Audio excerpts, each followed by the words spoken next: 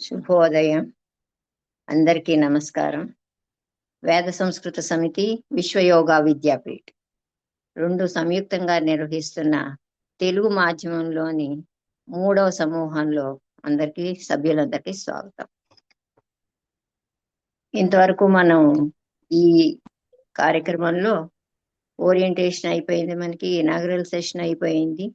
దాని తర్వాత 2 తరగతుల్లో మన గురువు గారు ప్రభాకర్ రావు గారు చక్కగా మనకి సంస్కృతము, దాని విశిష్టత, ఎందుకు నేర్చుకోవాలి, ఎలా నేర్చుకోవాలి, సంస్కృత భారతి ద్వారా ఏ ఏ పరీక్షలు మనం రాయాలి, ఎలా రాయొచ్చు, వీటన్నిటి గురించి చక్కగా వివరించారు.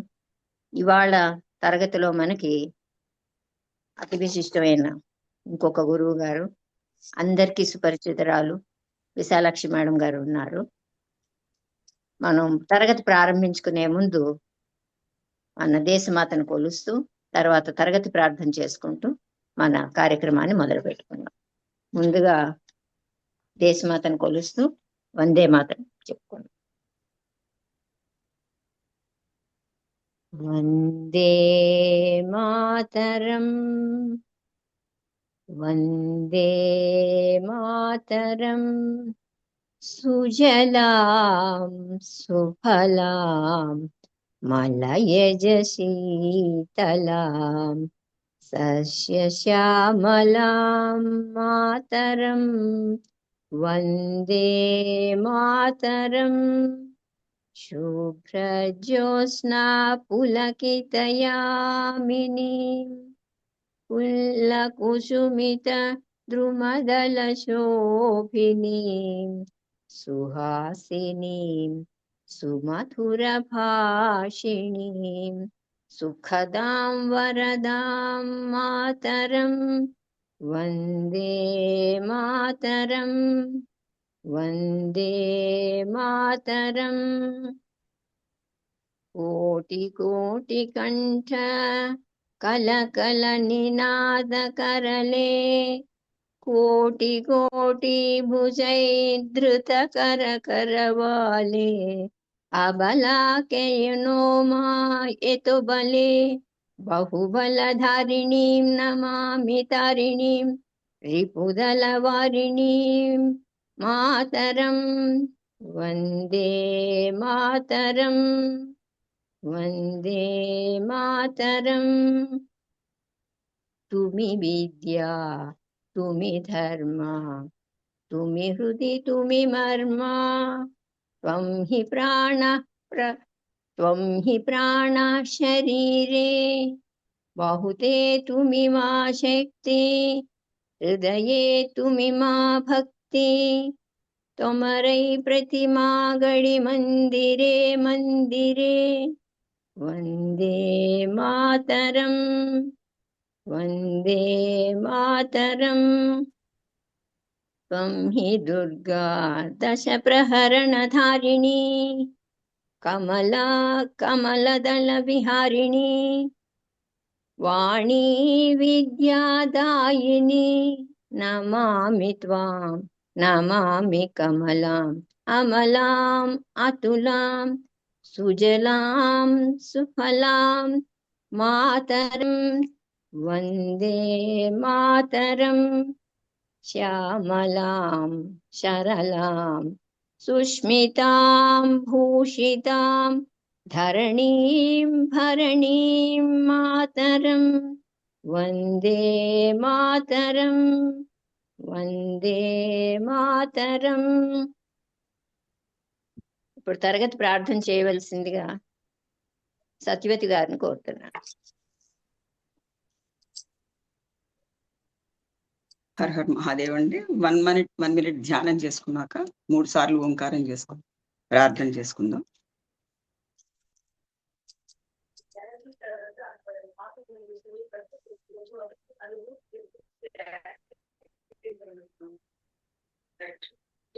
ரொம்ப டயர்டா இருக்கீங்க, ஒரு லெமன் ஜூஸ் எடுத்துக்கிறோம், ஒரு எலுமிச்சை சாறு குடிக்கிறோம். அந்த எலுமிச்சை சாறு நமக்குள்ள போய் ஆக்ட் பண்ணி அதுல இருக்கக்கூடிய சத்துக்கள்லாம் எடுக்கப்பட்டு அப்புறமா எனர்ஜி வருதா?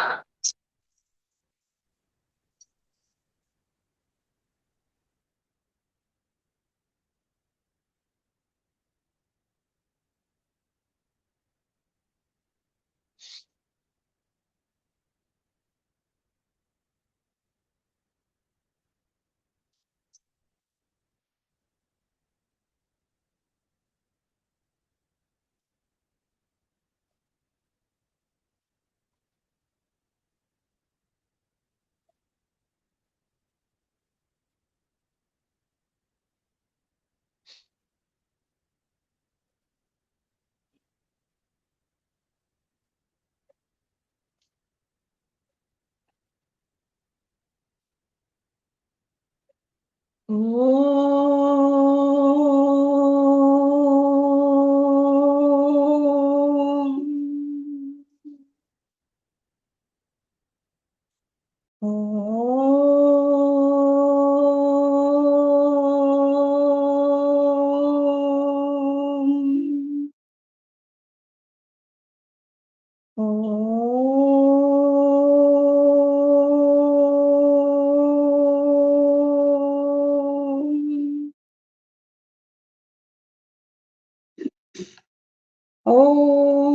गणानां त्वा गणपतिगुं हवामहे कविं कवीनामुपवस्त्रवस्तमं ज्येष्ठराजं ब्रह्मणां ब्रह्मणस्पत आनशृण्वन्नोतिभिः सीदसादनम् ॐ श्रीमहागणाधिपतये नमः। ॐ प्रणो देवी सरस्वती वाजेभिर्वाजिनीवती धीनामभिद्र्यवतु। ॐ श्रीमहासरस्वत्यै नमः। गुरुरेव गतिः गुरुमेव भजे गुरुणैव सहास्मि नमो गुरवे न गुरोः परमं शिशुरस्मि गुरो मतिरस्ति गुरौ मां पाहि गुरो ज्ञानानन्दमयं देवं निर्मलस्फटिकाकृतिम् आधारं सर्वविद्यानां हयग्रीवम् उपास्महे श्रुतिस्मृतिपुराणानाम् आलयं करुणालयं नमामि भगवत्पादशङ्करं लोकशङ्करं शङ्करं शङ्कराचार्यं केशवं बादरायणं सूत्रभाष्यकृतौ वन्दे भगवन्तौ पुनः पुनः ईश्वरो गुरुरात्मेति मूर्तिभेदविभागिने व्योमवद्व्याप्तदेहाय दक्षिणामूर्तये नमः। असतो मा सद्गमय तमसो मा ज्योतिर्गमय मृत्योर्मा अमृतंगमय। ओम शांति शांति शांतिः। मातृदेवो भव पितृदेवो भव आचार्य देवो भव अतिथि देवो भव। ओम सहनाववतु सहनौ भुनक्तु सह वीर्यं करवावहै तेजस्विनावधीतमस्तु मा विद्विषावहै। ओम शांति शांति शांतिः। ఓం శ్రీ గురుభ్యో నమః. ధన్యవాదాలు సత్యవతి గారు.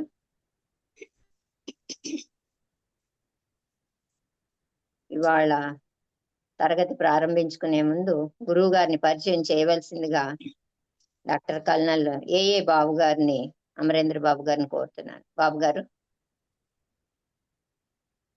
ఓకే, ధన్యవాదములండి వసుంధర గారు.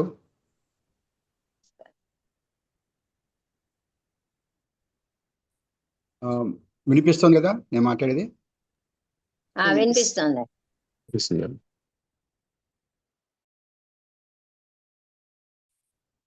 ఓకే, తంగిరాల సోమంచి తంగిరాల విశాలాక్షి గారు ఎంఏ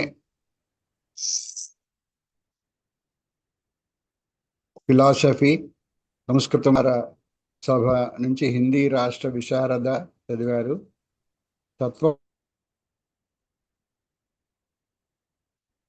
తత్వమసి మహావాక్యం మీద వాక్య సారము అనే అంశం మీద పరిశోధన చేసి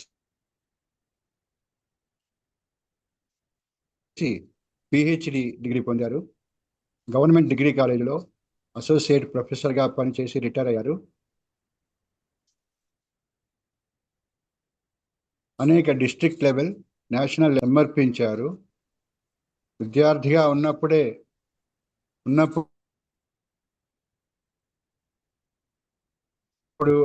మరియు అధ్యాపకుల పోటీల్లో ఉపన్యాసములు పోటీల్లో అనేక బహుమతులు, రోలింగ్ కప్ అవార్డ్స్ పొందారు. విశాలాక్షి గారు మన వేద సంస్కృతి సమితికి వైస్ ప్రెసిడెంట్, ఉపాధ్యక్షులు, సనాతన ధర్మము, షోడశ సంస్కారము. ఈ విషయం మీద వైస్ ప్రెసిడెంట్గా కార్యభారం తీసుకున్నారు.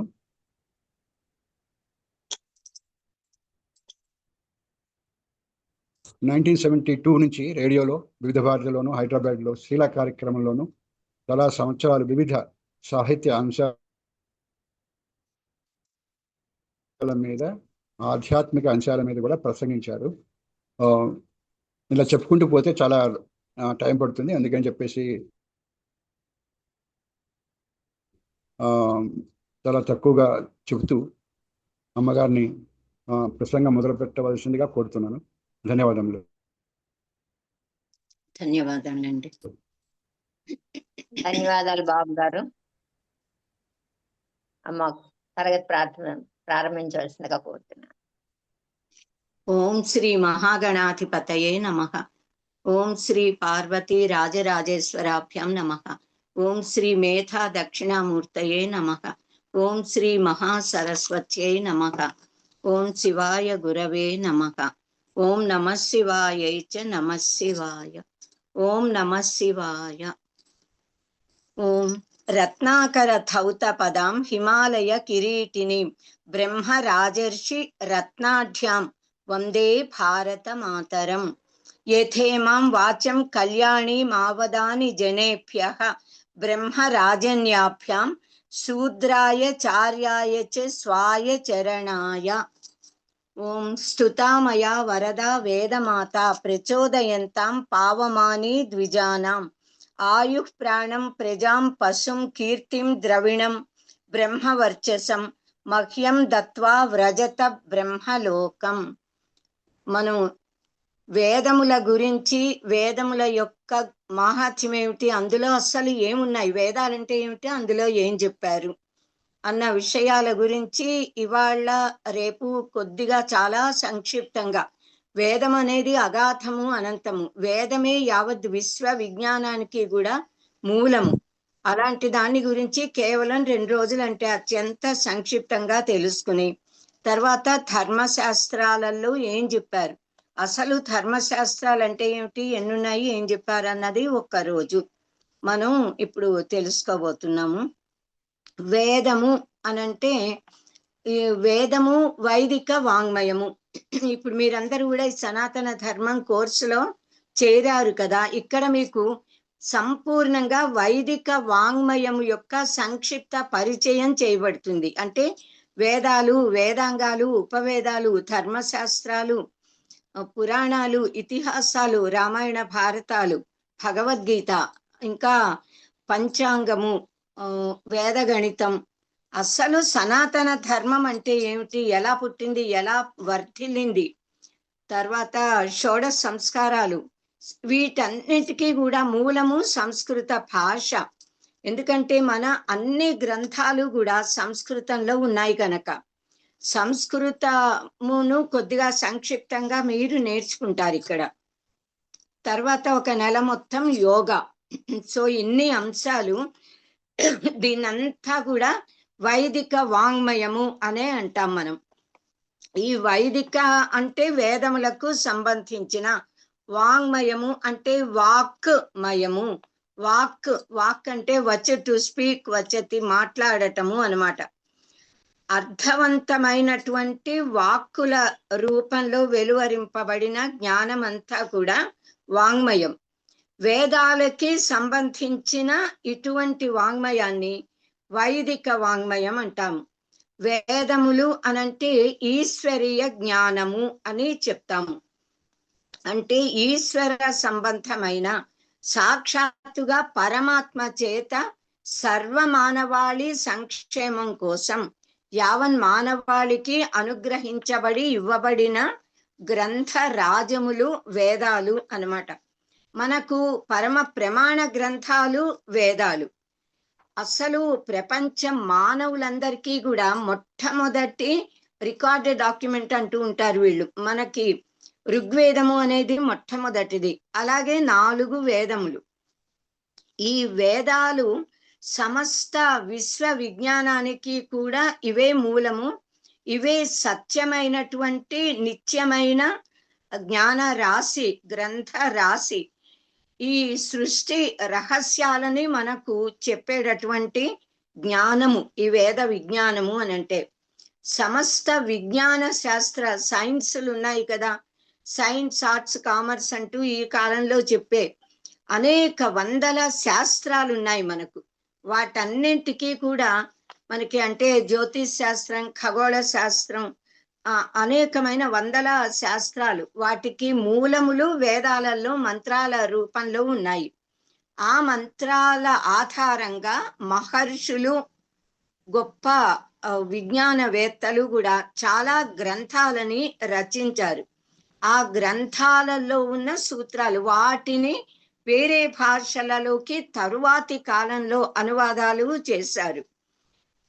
మనకి విశ్వమానవ విజ్ఞానానికి పరాకాష్ట ఏది అనంటే భారతీయ తత్వశాస్త్రము, తాత్విక జీవన విధానం. ఈ వేదాలే మనకి పరమ అంటే ఉత్కృష్టమైన జ్ఞాన రాశి. ఇవి మన జీవితంలోనే ఈ వేద విజ్ఞానము అనేది ఒక అంతర్వాహిని. మనం ఎప్పటికీ కూడా సర్వమానవులు గ్రహించవలసిన, ఆచరించవలసిన ఆ జ్ఞానాన్ని గురించి, సన్మార్గాన్ని, ఏ మార్గంలో మన జీవితాన్ని మానవులు పుట్టినప్పటి నుంచి జీవితాంతము కూడా, లేచినప్పటి నుంచి పడుకునే వరకు కూడా ఎలా బ్రతకాలి అన్న సత్యాలన్నిటినీ మనకి వేదాలు తెలియజేశాయి. అలాంటిది అంటే అణువు మొదలుకుని విశ్వాంతరాల రహస్యాలని కూడా మొత్తం మన వేదాలలో నిక్షిప్తం చేశాడు పరమాత్మ, మహర్షులు. అందులో ఉన్న సత్యాలని మనకు వెలికితీసి తెలియజేశారు. కనుక మన సనాతన ధర్మానుయాయులందరికీ, నిజానికి మానవాళికి, సర్వ మానవాళికి కూడా పరమ ప్రమాణ గ్రంథాలు వేదాలే. వేద విజ్ఞానము అనేది అది కొద్ది మానవులకో కొంతకాలానికో అలా పరిమితమైనది కాదు. వేద విజ్ఞానం అనేది సార్వకాలికం. అంటే భూతకాలంలో, వర్తమాన కాలంలో, భవిష్యత్తులో ఎన్ని లక్షల కోట్ల యుగాలైనా సంవత్సరాలైనా అందరికీ ఉపయోగపడే జ్ఞాన రాశి. అలాగే సార్వదేశికము అంటే ఏ ప్రాంతంలో ఉన్న వారికైనా ఇది ఉపయోగపడే జ్ఞానం. సార్వజనీనము అంటే ప్రతి మనిషికి ఉపయోగపడే జ్ఞానము. సార్వకాలికం, సార్వదేశికం, సార్వజనీనము అని అంటాము. ఇటువంటిది ఇంకా ప్రపంచంలో ఎక్కడా వేరే ఏదీ లేదు. సర్వ మానవాళి సంక్షేమాన్ని దృష్టిలో పెట్టుకుని సృష్టి ప్రారంభంలోనే ఎప్పుడు పరమాత్మ సృష్టి చేశాడో అప్పుడే ఈ వేద విజ్ఞానాన్ని మనకు అనుగ్రహించి ఇచ్చాడు. వేదాల రూపంలో జ్ఞానాన్ని ఇచ్చాడు పరమాత్మ. కనుకే మనం వేదాలని అపౌరుషేయ వేదములు, అపౌరుషేయములు అని అంటామంటే పురుష కృతములు కానివి. పురుషుడు అంటే ఆడవారైనా మగవారైనా మానవులు, ఒక మనిషి చేత రచింపబడినవి కావు. తస్య నిశ్వసితం వేదాహ అని వేదంలోనే ఉంది. తస్య అంటే పరమాత్మనః, పరమాత్మ యొక్క ఊపిరి వేదములు. మనం పీల్చే వదిలే గాలి, మన ఊపిరి, ఈ రెండు ఒకటే కదా. నా ఊపిరికి తేడా లేదు, భిన్నత్వం లేదు. అలాగే పరమాత్మకు, పరమాత్మ యొక్క ఊపిరి అయిన వేదాలకు అభిన్నం. అంటే వేదమే పరమాత్మ, పరమాత్మే వేదము.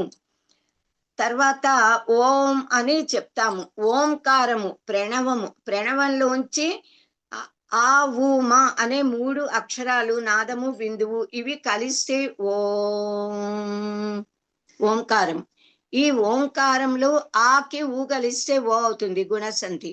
సో ఆ ఊ మా అనేవి నాదము, బిందువు, స్వరం అలా ఉన్నాయి. వీటిలో నుంచే సర్వ వర్ణములు, అక్షరాలు కూడా బయటికి వచ్చాయి. కేవలం సంస్కృతం కాదు, అన్ని భాషల అన్ని అక్షరాలు కూడా. మొట్టమొదట్లో ఉన్నది కేవలం సంస్కృతము మాత్రమే. సృష్టి ప్రారంభమైనప్పటి నుంచి 200 కోట్ల సంవత్సరాలైంది ఇప్పటికీ సృష్టి ప్రారంభమయ్యని మన వేదాలలో ఉంది, పురాణాలలో ఉంది.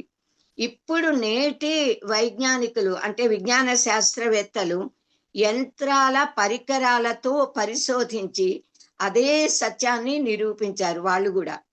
ఇంచుమించు 1000 సంవత్సరాల క్రితం వరకు, కోట్ల లక్షల సంవత్సరాలు మొత్తం భూభాగమంతా సనాతన ధర్మానుయాయుల చేత, మన చేతే, మన రాజుల చేత పరిపాలించబడింది.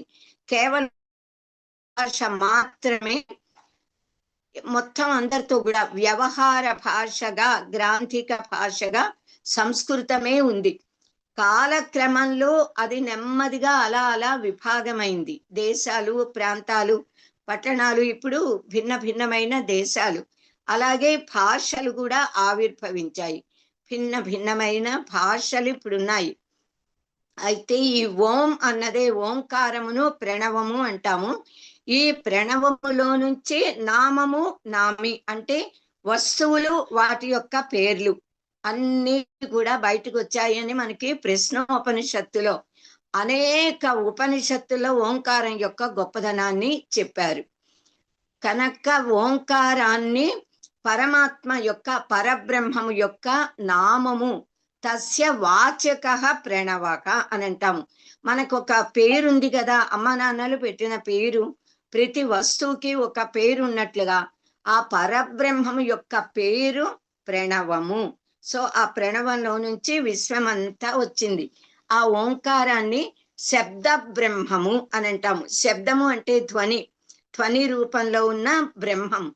మహర్షులు, దివ్యర్షులు ఆ కాలంలో, సృష్టి ప్రారంభంలో వారు ఒక మహాయాగం చేశారు. అలాగే తపస్సమాధి స్థితిలో ఉండగా వారిలో నుంచి ఉద్భవించిన ఋతంభర అనే ఒక ప్రజ్ఞ, దానితో వారికి పరమాత్మ యొక్క వాక్కులు వినిపించాయి. అలాగే వేద విజ్ఞానాన్ని వారు దర్శించారు. దాన్ని మంత్రద్రష్టలు అంటాము, మహర్షులని. అనేక సూక్తాలను, ప్రకృతి దేవతా శక్తులను వారు స్తోత్రించారు. వాటిని మనము సూక్తములు అని అంటాము. ఈ సూక్తాలన్నీ ఉన్నది ఆ వేద రాశిని శృతులు అని అంటాము. అంటే శృతి అంటే వినబడినది, శ్రు టు లిజన్, శ్రూయతే అంటాము. శ్రు అంటే వినడం, వినబడినవి కనుక వేదములని శృతులు. ఆ శృతుల సారాన్ని గ్రహించి మహర్షులు రచించిన గ్రంథాలు, వాటిని స్మృతులు అంటాము. భగవద్గీత స్మృతి గ్రంథం, ధర్మశాస్త్రాలు, పురాణ ఇతిహాసాలన్నీ కూడా స్మృతి గ్రంథాల కిందే మనం తీసుకోవచ్చు. మంత్రాలని దర్శించిన వారిని మంత్రద్రష్టలు అంటాం. 100 మంది మహర్షులు ఉన్నారు. ఋషిర్ దర్శనాత్, అలా కంటితో చూడడం కాకుండా లోపలున్న ఆత్మ జ్ఞానంతో సత్య దర్శనం చేయడాన్ని దర్శించడము అని అంటాము. అలా మహర్షులు దర్శించి ప్రకృతి, పరమాత్మ, జీవాత్మ, పరమాత్మ, ప్రకృతి, ముఖ్యంగా ఈ మూడింటి గురించిన వివేచన చేసి ఎవరి దృక్కోణాలలో వారు సృష్టి రహస్యాలను, ఏది అధ్యయనం చేస్తే కైవల్యం అనేది, ముక్తి అనేది మనకి లభిస్తుంది, పరతత్వం తెలుస్తుంది అనే విషయాలను దర్శనములుగా ప్రతిపాదించారు. అలా మనకి 6 ఆస్తిక దర్శనాలు, 3 నాస్తిక దర్శనాలు ఉన్నాయి. వీటన్నిటికీ కూడా, అంటే నాస్తిక దర్శనాలు చార్వాక మతం, జైన మతం, బౌద్ధ మతము, అంటే వారు వేద ప్రమాణాన్ని అంగీకరించారు. మిగతా 6 దర్శనాలు కూడా ఆస్తిక దర్శనాలు అనంటే వేద ప్రమాణాన్ని అంగీకరించేవి. ఇప్పుడు వేదము అనంటే శృతులు అని చెప్పుకున్నాం కదా, ఇవి చాలా లక్షల సంవత్సరాలు గురు శిష్య పరంపరగా, కేవలము అప్పుడు రాయడం అన్నది లేదు, కేవలము విని గురువు గారు చెప్తూ ఉంటే శిష్యులు వల్లె వేసి దాన్ని కంఠస్థం చేసి దాన్ని వారి శిష్యులకు, ప్రశిష్యులకు, అలా తరాలు తరాలుగా వేద మంత్రాలని మన వారు రక్షించారు. అసలు వేదము అనే పదం ఎలా వచ్చింది అంటే, విద్, జ్ఞానే అనే ధాతు మీద నుంచి వేదము అనే పదం వచ్చింది. విద్ అనే ధాతువుకి ఘై అనే ప్రత్యయం కలిపితే అప్పుడు వేదము అనే పదం ఏర్పడుతుంది. ఈ వేదము, విద్, జ్ఞానే అంటే ఏమిటి? జ్ఞా టు నో, అంటేనే తెలుసుకోవడం, జ్ఞానము అంటే తెలియదగినది, తెలుసుకున్నది, తెలుసుకోవలసినది, అన్ని అర్థాలు కూడా మనం చెప్పుకోవచ్చు. కనుక వేదము అంటే జ్ఞానము అన్నది మనం తెలుసుకోవాలి. జ్ఞానాదేవతు కైవల్యం, యథార్థ జ్ఞానము వల్ల నిత్య అనిత్య వస్తు వివేక జ్ఞానము, వైరాగ్యజన్య జ్ఞానము, దానివల్ల ముక్తి పొందుతాము. మోక్షం అనేది మన జీవిత పరమ గమ్యమైన మోక్షాన్ని మనం పొందుతాం. సిద్ధాంత కౌముది వ్యాకరణ గ్రంథం, అందులో విద్ ధాతువుకి 4 అర్థాలని చెప్పారు. అనేక అర్థాలు ఉన్నాయి. సత్తాయాం విద్యతే జ్ఞానే, వేత్తే వింతే విచారణే, విందతే విందతే ప్రాప్తౌ, స్యన్ లుక్ శ్రంసేష్విదం క్రమాత్. ఈ క్రమంలో అంటే విద్ సత్తాయాం అనే ధాతువు, విద్యతే అంటేనే ఉన్నది, నిత్యమై సత్యమై ఉన్నది అనే అర్థం. విద్యతే ఉన్నది అన్నమాట. వేత్తి, వేత్తి అంటే తెలుసుకోవటము. వింతే అంటే విచారించడం, ఆలోచించటము. విందతే అంటే పొందటం, టు ఆప్టైన్ అన్నమాట, పొందటం అన్నది. విందతే విందతే అంటే పరస్మైపదిలో ఆత్మనేపదిలో, అది వ్యాకరణం. సంస్కృతం చెప్పేటప్పుడు మాస్టర్ గారు చెప్తారు, సంస్కృత ధాతువులన్నీ కూడా పరస్మైపదులుగా ఆత్మనేపదులుగా ఉండేవి ఒకప్పుడు. తర్వాత క్లాసికల్ ఏజ్కి వచ్చేటప్పటికి పరస్మైపది, ఆత్మనేపది, ఉభయపది అని 3 రకాలుగా విభాగం చేయబడ్డాయి. ఈ విందతే అంటే ఆత్మనేపది రూపం, విందతి అంటే పరస్మైపది రూపం, అంటే పొందటము అన్నమాట. ఇన్ని అర్థాలు విద్ ధాతువుకి ఉన్నాయి. కనుక ఈ అర్థాలన్నిటినీ తెలియజేసే గ్రంథ రాశి వేదము అన్నమాట. సో స్యన్ లుక్ అంటే లుక్, అలు అని రాస్తాం తెలుగులో, అది. శ్రమ్స్ అనేవి ప్రత్యయాలు. విద్ ధాతువుకి ఈ ప్రత్యయాలు కలిపితే ఏర్పడే రూపాలు అన్నమాట. వాటికి వేదము అని పేరు. అలా నిర్వచనం మనం చెప్పుకోవచ్చు. విద్యంతే జ్ఞాయంతే ఏభిః ధర్మాది పురుషార్థాః ఇతి వేదాః. వేదము అంటే ఏమిటి? విద్యంతే తెలియబడతాయి, జ్ఞాయంతే తెలియబడుతున్నాయి, తెలుసుకోబడుతున్నాయి. ఏవి తెలుసుకోబడుతున్నాయి? ఏభిః ధర్మాది పురుషార్థాః, ధర్మార్థ కామ మోక్షములనే పురుషార్థాలు అంటే ఏమిటి, వాటిని ఎలా పొందాలి, వాటిని తెలియజేసే గ్రంథము వేదము అని చెప్పారు. విద్ జ్ఞానే అంటే విద్ అంటే జ్ఞానము.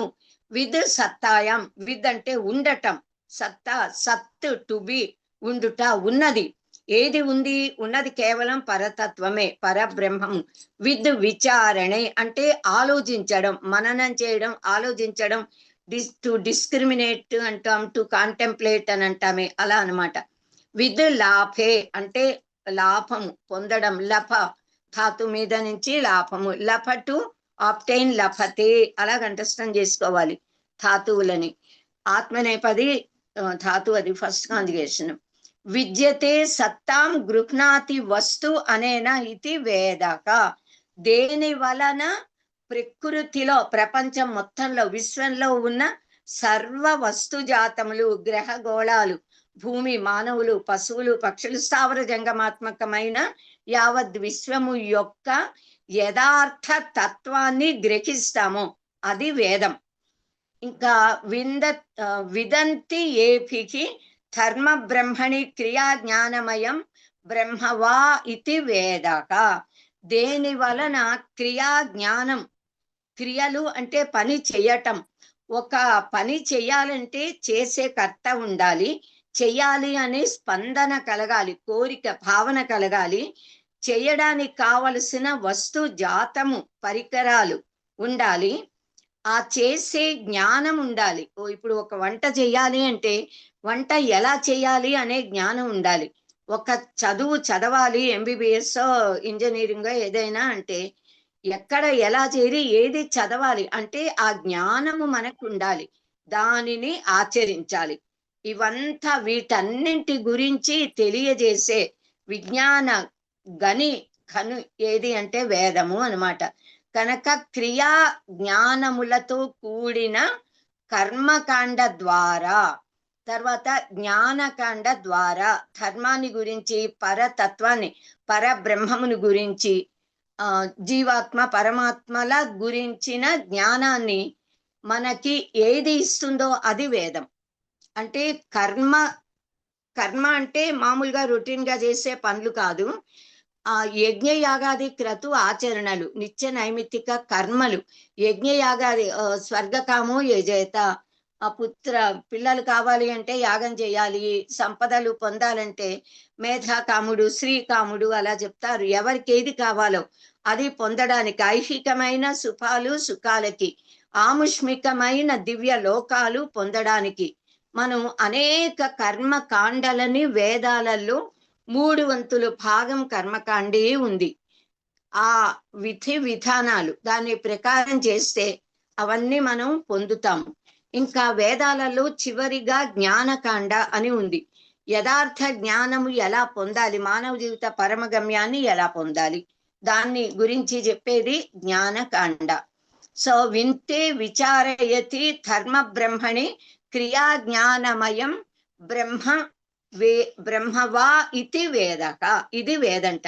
దేనివల్ల ధర్మము గురించి, పరబ్రహ్మ గురించిన జ్ఞానం కలుగుతుందో అది వేదం. విందతే స్వరూపం లభంతే వస్తు అనేనా ఇది వేదక. దేని వలన మనని మనం తెలుసుకుంటామో, నేను అన్నదాన్ని మనం తెలుసుకోవాలి. పరమ గమ్యాన్ని, మానవ జీవిత పరమ గమ్యాన్ని, ముక్తిని పొందటాన్ని దేని వల్ల తెలుసుకుంటామో అది వేదము. ఈ వేదము అనేది స్వతః ప్రమాణం. అంటే దానికదే పరమ ప్రమాణం. మనం ఏది మాట్లాడినా, లోకంలో ఏం చెప్పినా దాని ప్రమాణం ఏమిటి అంటారు. ఒక ప్రమాణం ఉండాలి. నా కంటితో నేను చూసా, నా చెవితో నేను విన్నా అంటూ ఉంటాము. ఇది ప్రత్యక్ష ప్రమాణం. మనం దాని వల్ల ఈ జ్ఞానం, ఒకదాని వల్ల ఇంకో జ్ఞానం పొందితే అనుమితి అంటాము, అనుమానం. ఇలా మనకి 8 ప్రమాణాలు ఉన్నాయి. వాటిల్లో 4 ప్రత్యక్ష, అనుమాన, శబ్ద ప్రమాణం, ఉపమాన ప్రమాణం అనేవి 4 సాధారణంగా అందరూ అంగీకరించేవి. అందులో శబ్ద ప్రమాణము, శబ్దము అంటే ధ్వని, శబ్దము అంటే వేదమే. శబ్దము అంటే వేద విజ్ఞానాన్ని సంపూర్ణంగా తెలిసిన జ్ఞానులు చెప్పే మాటలు. అలాగే ఏ విషయాన్ని గురించిన చర్చ జరుగుతూ ఉంటుందో, సందేహం కలుగుతుందో, ఎవరైనా 2 పార్టీల వాళ్ళు ఒక విషయంలో ఇదా అదా అనే అనుకున్నప్పుడు ఆ వస్తువు గురించిన సంపూర్ణ జ్ఞానము కలిగి నిష్పక్షపాతి అయి, వీళ్ళ పక్షం ఎవరు తన వాళ్ళు కాదు, కేవలం సత్యం ధర్మమే చెప్పేటటువంటి ఆప్తులు, గొప్పవారు, హితైషులు, అలాంటి వారు మాట్లాడే మాటలని ఆప్తవాక్యములు అంటాము. అది కూడా శబ్ద ప్రమాణమే. శబ్ద ప్రమాణం అంటే వేదము, కానీ ఆప్తవాక్యం కూడా శబ్ద ప్రమాణం. కనుక ఇలా అనేక ప్రమాణాలతో మనం జ్ఞానాన్ని తెలుసుకుంటాము. ఈ జ్ఞానం అనేది వేదము అని అంటే ప్రత్యక్షేణ అనుమిత్యావా ఎస్తు ఉపాయో న బుధ్యతే ఏనం విదంతి వేదేన తస్మాద్ వేదస్య వేదత. ఏ విజ్ఞానము మనకు ప్రత్యక్ష ప్రమాణం వల్ల కానీ అనుమాన ప్రమాణం వల్ల కూడా తెలియదో, అలాంటి అలౌకికమైన, అంటే లోకంలో సాధారణంగా లేని, తెలియని విషయ పరిజ్ఞానాన్ని పొందడానికి ఏవి ఉపకరిస్తాయో అవి వేదములు, వేద గ్రంథములు, వేద విజ్ఞానం.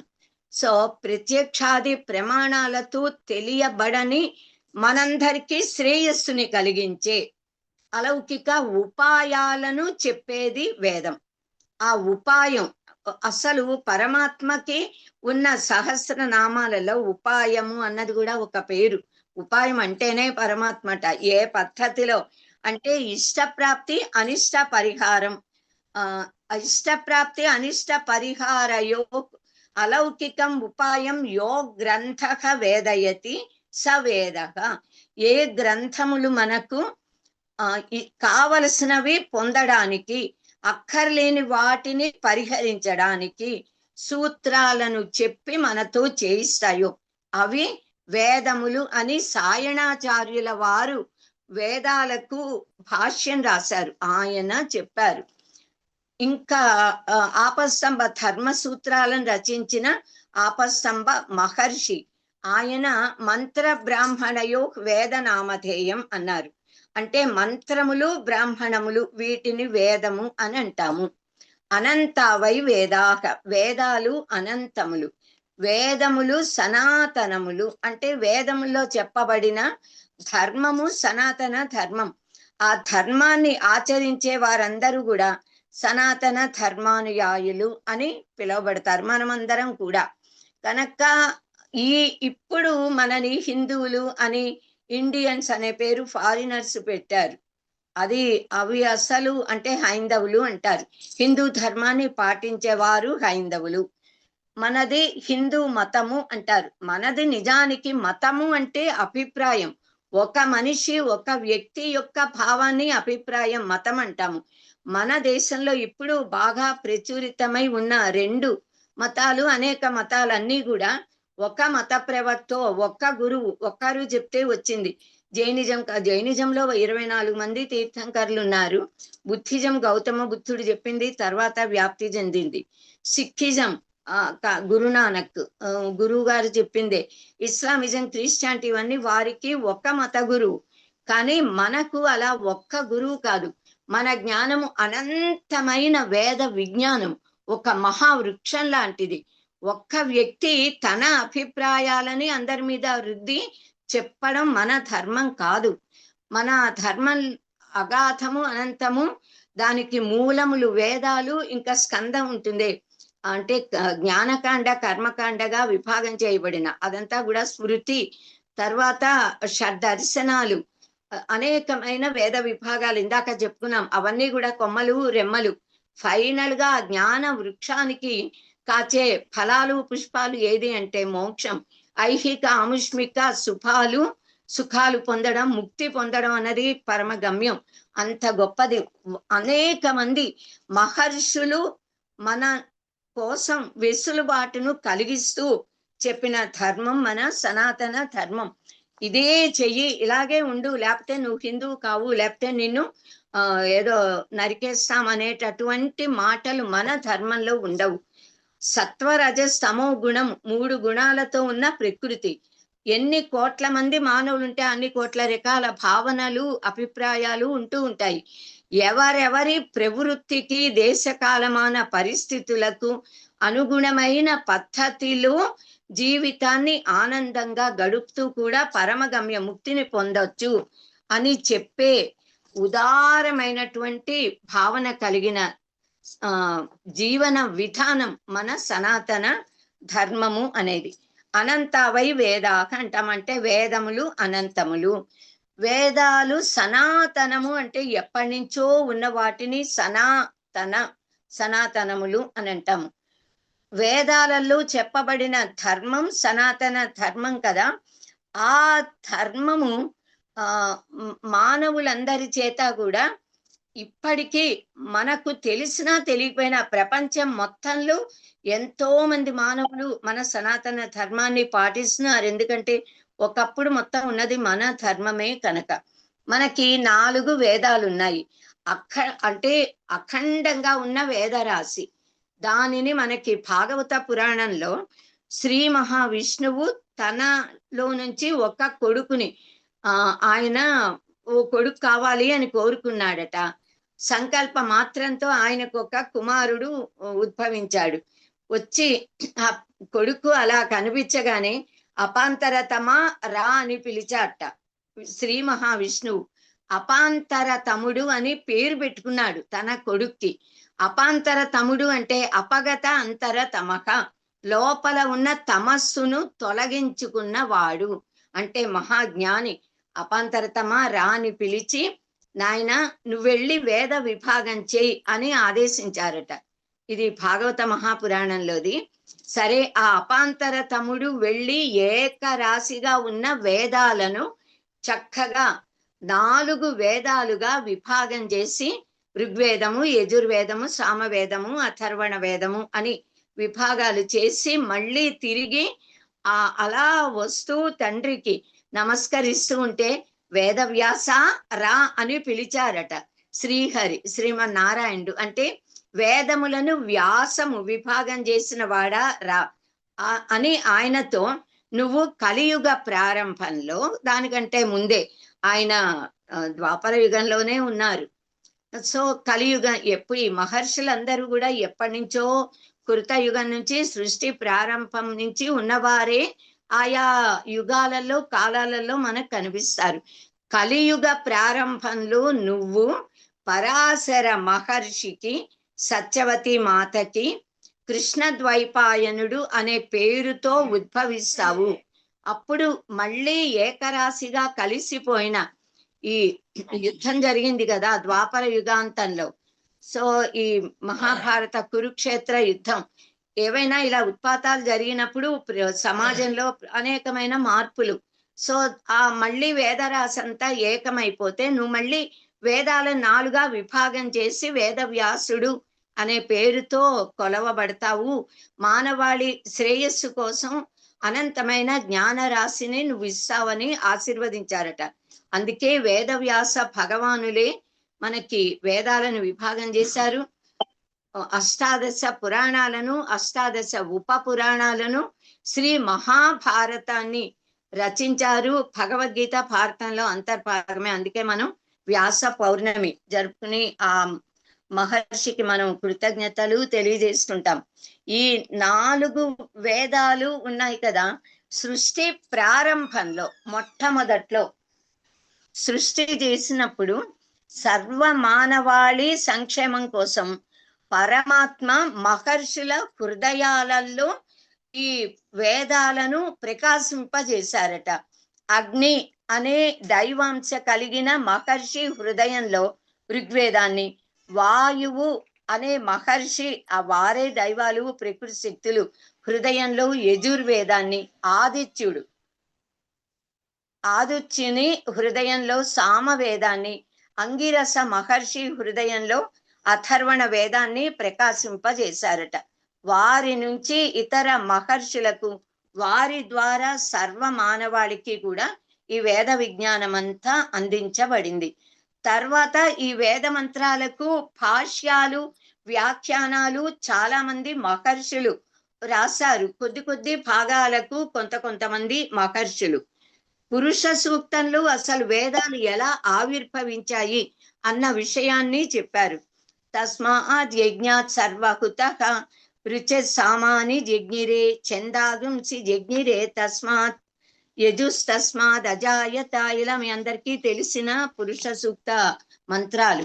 సో పరమాత్మ నుండి పరమాత్మ స్వరూపమైన యజ్ఞము, ఆ యజ్ఞంలో నుంచి రుచః అంటే రుక్కులు, స్తోత్రాలు, ఋగ్వేదం అనేది బయటకు వచ్చింది. సామము, యజుస్సులు అంటే గద్య రూపంలో ఉన్నవి.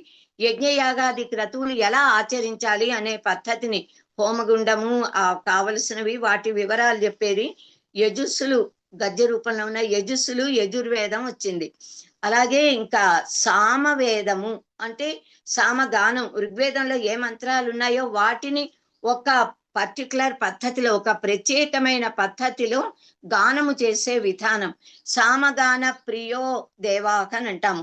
దేవతలకి సామగానం అంటే చాలా ఇష్టం. అందుకే యజ్ఞయాగాది క్రతువులు ఆచరించాక సామగానం చేస్తారు ఋత్విక్కులు. ఇంకా అథర్వణ వేదం, ఛందస్సులతో ఉన్నది అథర్వణ వేదం.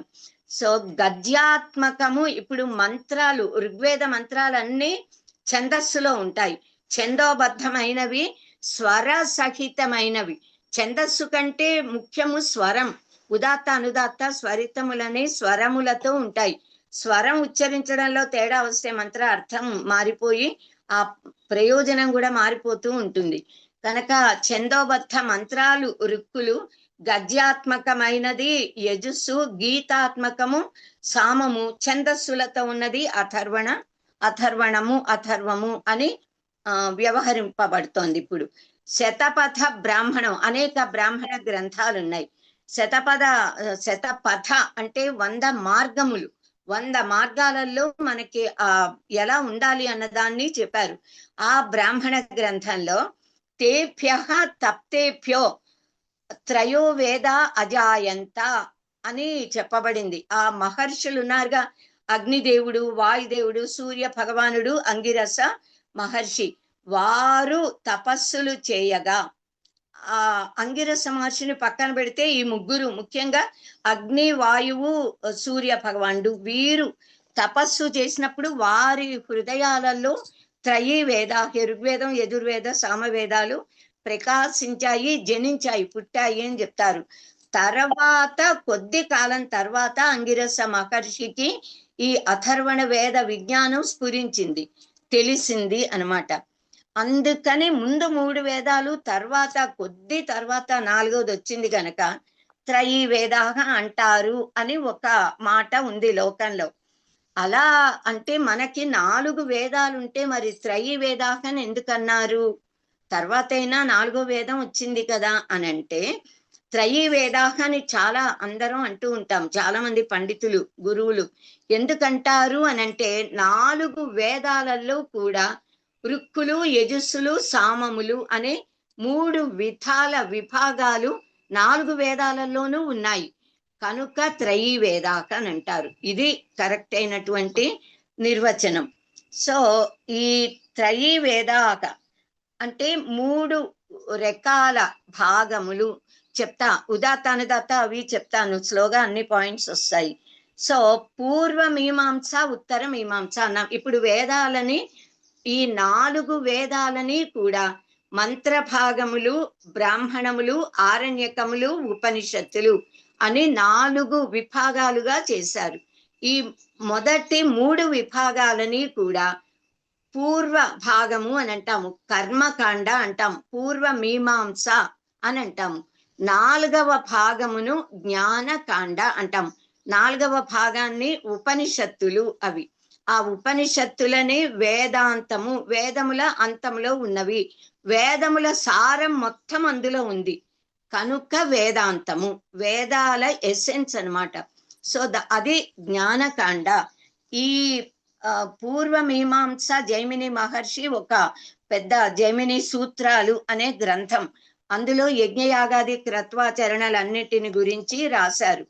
ఈ పూర్వ మీమాంసలో తేషాం ఋగ్మంత్రార్థావత్సేన పాద వ్యవస్థ అని, గీతిషు సామాఖ్య, శేష యజు శబ్ద అని ఏ విధంగా ఆ పాద విభాగం చేశారు అన్నది ఆయన జైమిని మహర్షి చెప్పారు.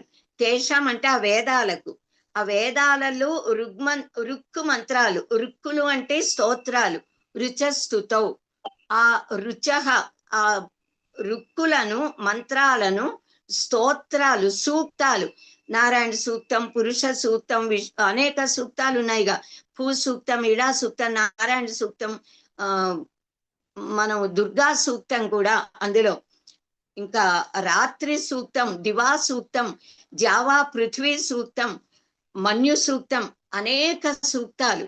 ఇవన్నీ కూడా స్వరంతోనే ఉచ్చరించాలి, ఛందస్సు కూడా ఉంటుంది. వీటన్నిటినీ కూడా ఋగ్వేదము అని అంటాము. ఇంకా వాటికి పాద వ్యవస్థ అనేది ఉంటుంది. అంటే పాద వ్యవస్థ అంటే ఇన్ని అక్షరాలతో ఈ పాదం ఒక 2 పాదాలతో ఉంటుంది, 4 పాదాలతో. చిన్నప్పటి నుంచి మీరు ఛందస్సు నేర్చుకున్నారుగా, ప్రాసడి, ఉత్పలమాల, చంపకమాల, ఇలాంటివి మనం తెలుగులో మీరందరూ నేర్చుకున్నారు స్కూళ్ళల్లో. అలాగే కాలేజీలో కూడా అలాగే మాత్రా ఛందస్సు, గణ ఛందస్సు అని 2 రకాలుగా ఉంటుంది సంస్కృతంలో. మొట్టమొదట్లో మనం సంస్కృత వ్యాకరణాన్ని నేర్చుకుంటాము, తరువాత కొద్ది తెలుగు సందులు కానీ, సమాసాలు కానీ, ఛందస్సు కానీ ఏదైనా కూడా. సో ఇంకా యజస్సులకి శేష గీతిషు సామాఖ్య, ఆ ఋగ్మంత్రాలని గానము చేసే విధానాన్ని సామము అంటాం. ఆఖ్య అంటే పేరు, సామం అనే పేరుతో పిలవబడుతోంది. శేష యజు శబ్దక. ఇంకా మంత్రాలు, ఆ మంత్రాలు ఈ గీతములో పాడే పద్ధతి, ఇవి పక్కన పెడితే మిగిలిన భాగమంతా పూర్వ మీమాంసలో అన్నమాట. పూర్వ 3 భాగాలలో ఈ మిగిలినదంతా కూడా యజుస్సులు అని అంటాము. అని పూర్వమీమాంసా గ్రంథంలో జైమిని మహర్షి చెప్పారు. అంటే అర్థాన్ని అనుసరించి పాద వ్యవస్థ కలిగిన ఛందోబద్ధమైన స్వర సహితమైన సూక్తాలు, వాటిని రుక్కులు అని అంటాము. ఇంకా పాడదగినవి సామములు. తర్వాత మిగిలినవన్నీ గద్యాలు. ఆ గద్యాత్మకమంతా యజుస్సులు. యజుస్సు అని ఎందుకంటాము అంటే యజ కవనే, యజ టు వర్షిప్, యజతి యజతే అంటాం. యజ అంటే పూజించడం, దాని నుంచే యజ్ఞము యాగము అనే పదాలు వచ్చాయి. సో యజుస్సులు అంటే ఇలా ఏ విధంగా ఆ వేదిక ఆల్టర్లో హోమకుండంలో హవిస్సులను మనం సమర్పిస్తాము. పురోడాశాలు, నవధాన్యాలు, లాజలు, పేలాలు, ఇంకా చరువు అని ఉంటుంది, అన్న ప్రసాదము పరమాన్నముతో దేశీయ గోఘృతముతో చేయబడింది. ఆ చరువుని ఈ సమర్పించబడి సర్వ వస్తు జాతం, వీటిని ఆఫరింగ్స్ అంటామే, యజుస్సులు అని అంటాము. అవి అందులో ఏ విధంగా జుకోతి అనే ధాతు ఉంది కదా, హవనం చేయడం. ఆ హవనం చేసే పద్ధతిని తెలియజేసేది యజుస్సు అన్నమాట. ఇంకా సర్వానుక్రమణి వృత్తి అనే ఒక గ్రంథం, అందులో అంటే వేదానికి సంబంధించినది. అందులో దానికి భూమిక అంటే ప్రారంభంలో రాస్తారే, ఆ గ్రంథానికి ప్రారంభంలో పరిచయంగా ఇదంతా కూడా అందులో ఇలా చెప్పారు. సర్వానుక్రమణి వృత్తి అనే దాంట్లో వినియోక్తస్య రూపస్య త్రివిధః సంప్రదర్శ్యతే ఋగ్యజుస్సామ రూపేణ మంత్రో వేద చతుష్టయే. ఇది మనకి ప్రమాణం. 4 వేదాలలోనూ ఋక్కులు, యజుస్సులు, సామములు అనే 3 విధాలుగా మనకి ఆ జ్ఞానం ఇవ్వబడింది. అంటే యజ్ఞంలో త్రివిధ రూప మంత్రాల వినియోగం ఉంటుంది అని మనకి ఇది ప్రమాణం కనుక అలా ఈ 3ంటిని త్రయీ వేదాక అని అంటాము. 4 వేదాలలోనూ ఋక్కులు, యజుస్సు, సామాలు ఉన్నాయి. సో వేదసారం ఉపనిషత్తులు 4 వేదాలలో కూడా చివర్లో మనకి వేదాలకి అనంతావై వేద అనే ఒక మాట ఉంది. అంటే వేదములు అనంతము. అనంతం అంటే అంతం లేదు, అనేక శాఖలు. ప్రతి వేద శాఖకు ఒక ఉపనిషత్తు ఉంటుంది. సో సాధారణంగా ప్రతి వేద శాఖకు చివర్లో బ్రాహ్మణాలు ఉంటాయి, వాటి చివరిలో ఆరణ్యకాలు ఉంటాయి, వాటి చివరిలో ఉపనిషత్తులు ఉంటాయి. అనంతావై వేద అంటే అనంతమైన ఉపనిషత్తులు కూడా ఉన్నాయి కదా. కానీ కాలగమనంలో మనకి అనంతావై వేదాహ సృష్టి ప్రారంభం నుంచి, కానీ కలియుగ ప్రారంభానికి 1131 అని 1132 వేద శాఖలు ఉన్నాయి అని మనకి ప్రమాణం ఉంది. కానీ ప్రస్తుతం ఇప్పుడు కేవలము 11 శాఖలు మాత్రమే నిలిచి ఉన్నాయి. మరి మిగతా 1131 అందులో 11 ఉన్నాయంటే 1120 వేద శాఖలు. ఈ 11 వేద శాఖల్లో 7 వేద శాఖలు మాత్రమే గురు ముఖతః గురు శిష్య పరంపరగా ఇప్పుడు నేర్పించబడుతుంటే ఈ జ్ఞానానికే ప్రపంచ దేశ మేధావులందరూ అని ఆశ్చర్యపోతున్నారు.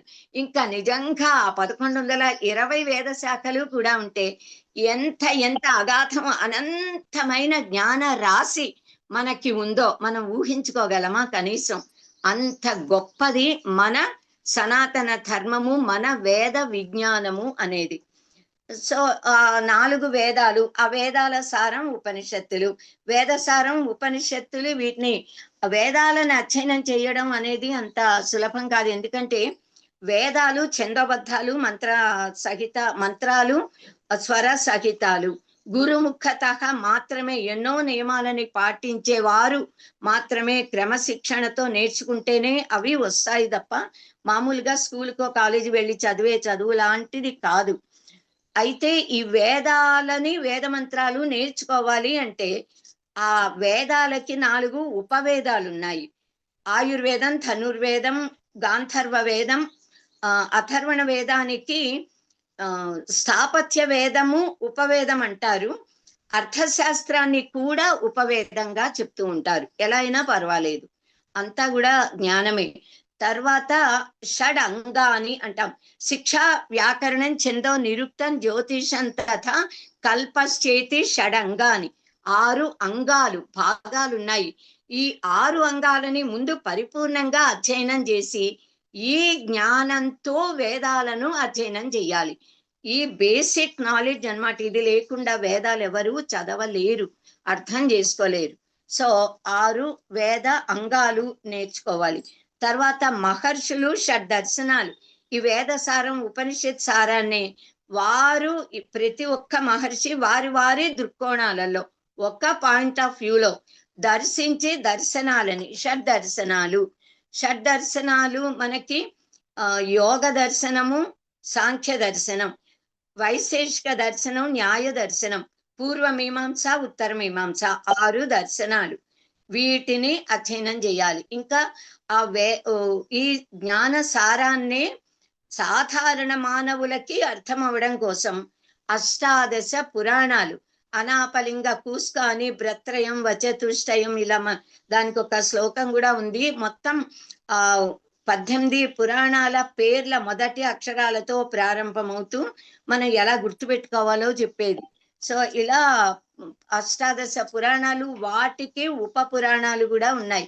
ఇంకా వేదసారమే మనకి రామాయణ మహాభారతాల రూపంలో ఇతిహాసాలుగా ఇవ్వబడింది. ఇంకా ఆగమ శాస్త్రాలు ఉన్నాయి. అంటే మనకి ఆదిశంకర భగవత్పాదులు వచ్చాక 72 అవైదిక మతాలతో సమాజం అతలాకుతలంగా ఉన్న సమయంలో ఒక వ్యవస్థని ఏర్పాటు చేసి పంచాయతన పూజ అనే పద్ధతిని ప్రవేశపెట్టి వేదములలో చెప్పబడిన దైవములని, 6 దేవతలని మనం ఎలా ఉపాసించాలో చెప్పి షణ్మత స్థాపకాచార్య అనే బిరుదు పొందారు. 6 మతాలు, శైవము, వైష్ణవము, శాక్తేయము, గాణాపత్యము, సౌరము. ఇంకా ఈ 5. 6వది ఏది అంటే కౌమారము, కుమారస్వామి. పంచాయతన పూజలో దీపము రూపములో ఈ కౌమారము అనేది కుమారస్వామి పూజించబడతాడు. శివ పంచాయతనం, మీ అందరికీ పంచాయతనం అంటే తెలిసే ఉంటుంది. ఇష్ట దైవాన్ని మధ్యలో పెట్టి మిగతా 4 4 వైపులా పెట్టి పూజించే పద్ధతి. వాటిని ఎలా చెయ్యాలో చెప్పేది ఆగమ శాస్త్రం.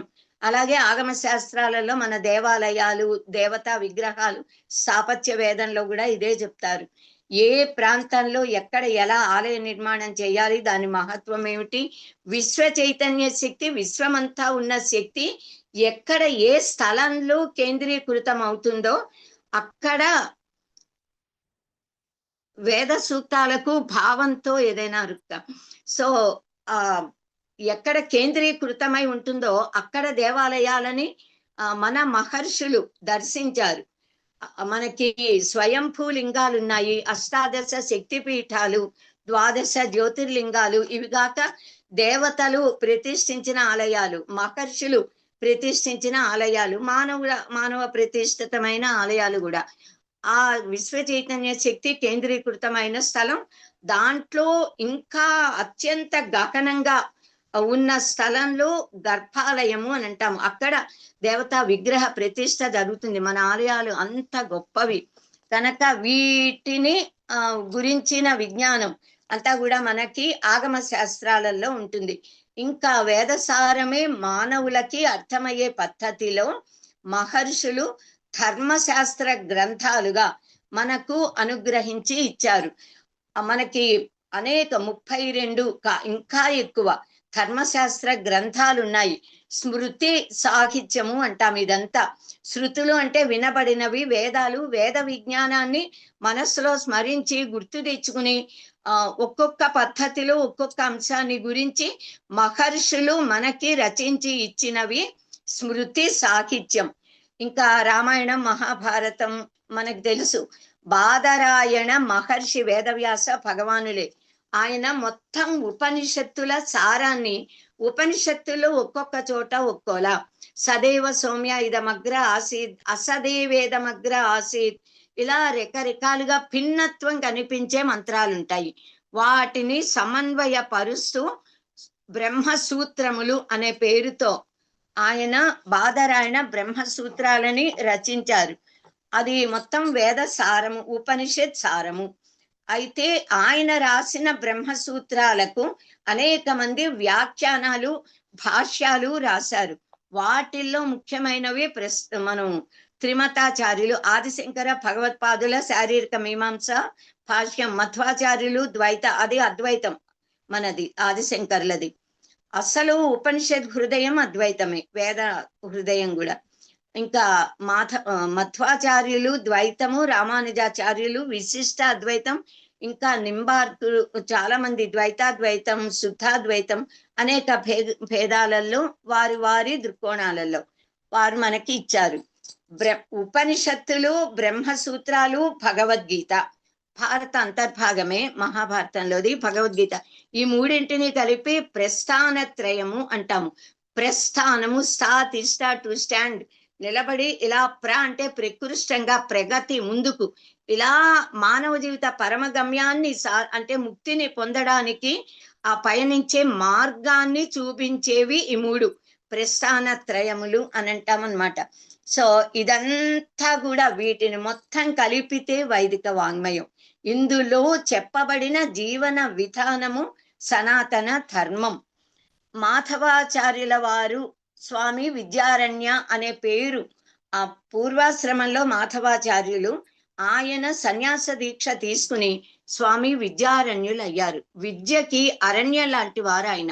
అంతటి జ్ఞాన రాశి కలిగిన స్వామి విద్యారణ్య అందరికీ తెలుసు, మీరు విని ఉంటారు ఆయన పేరు.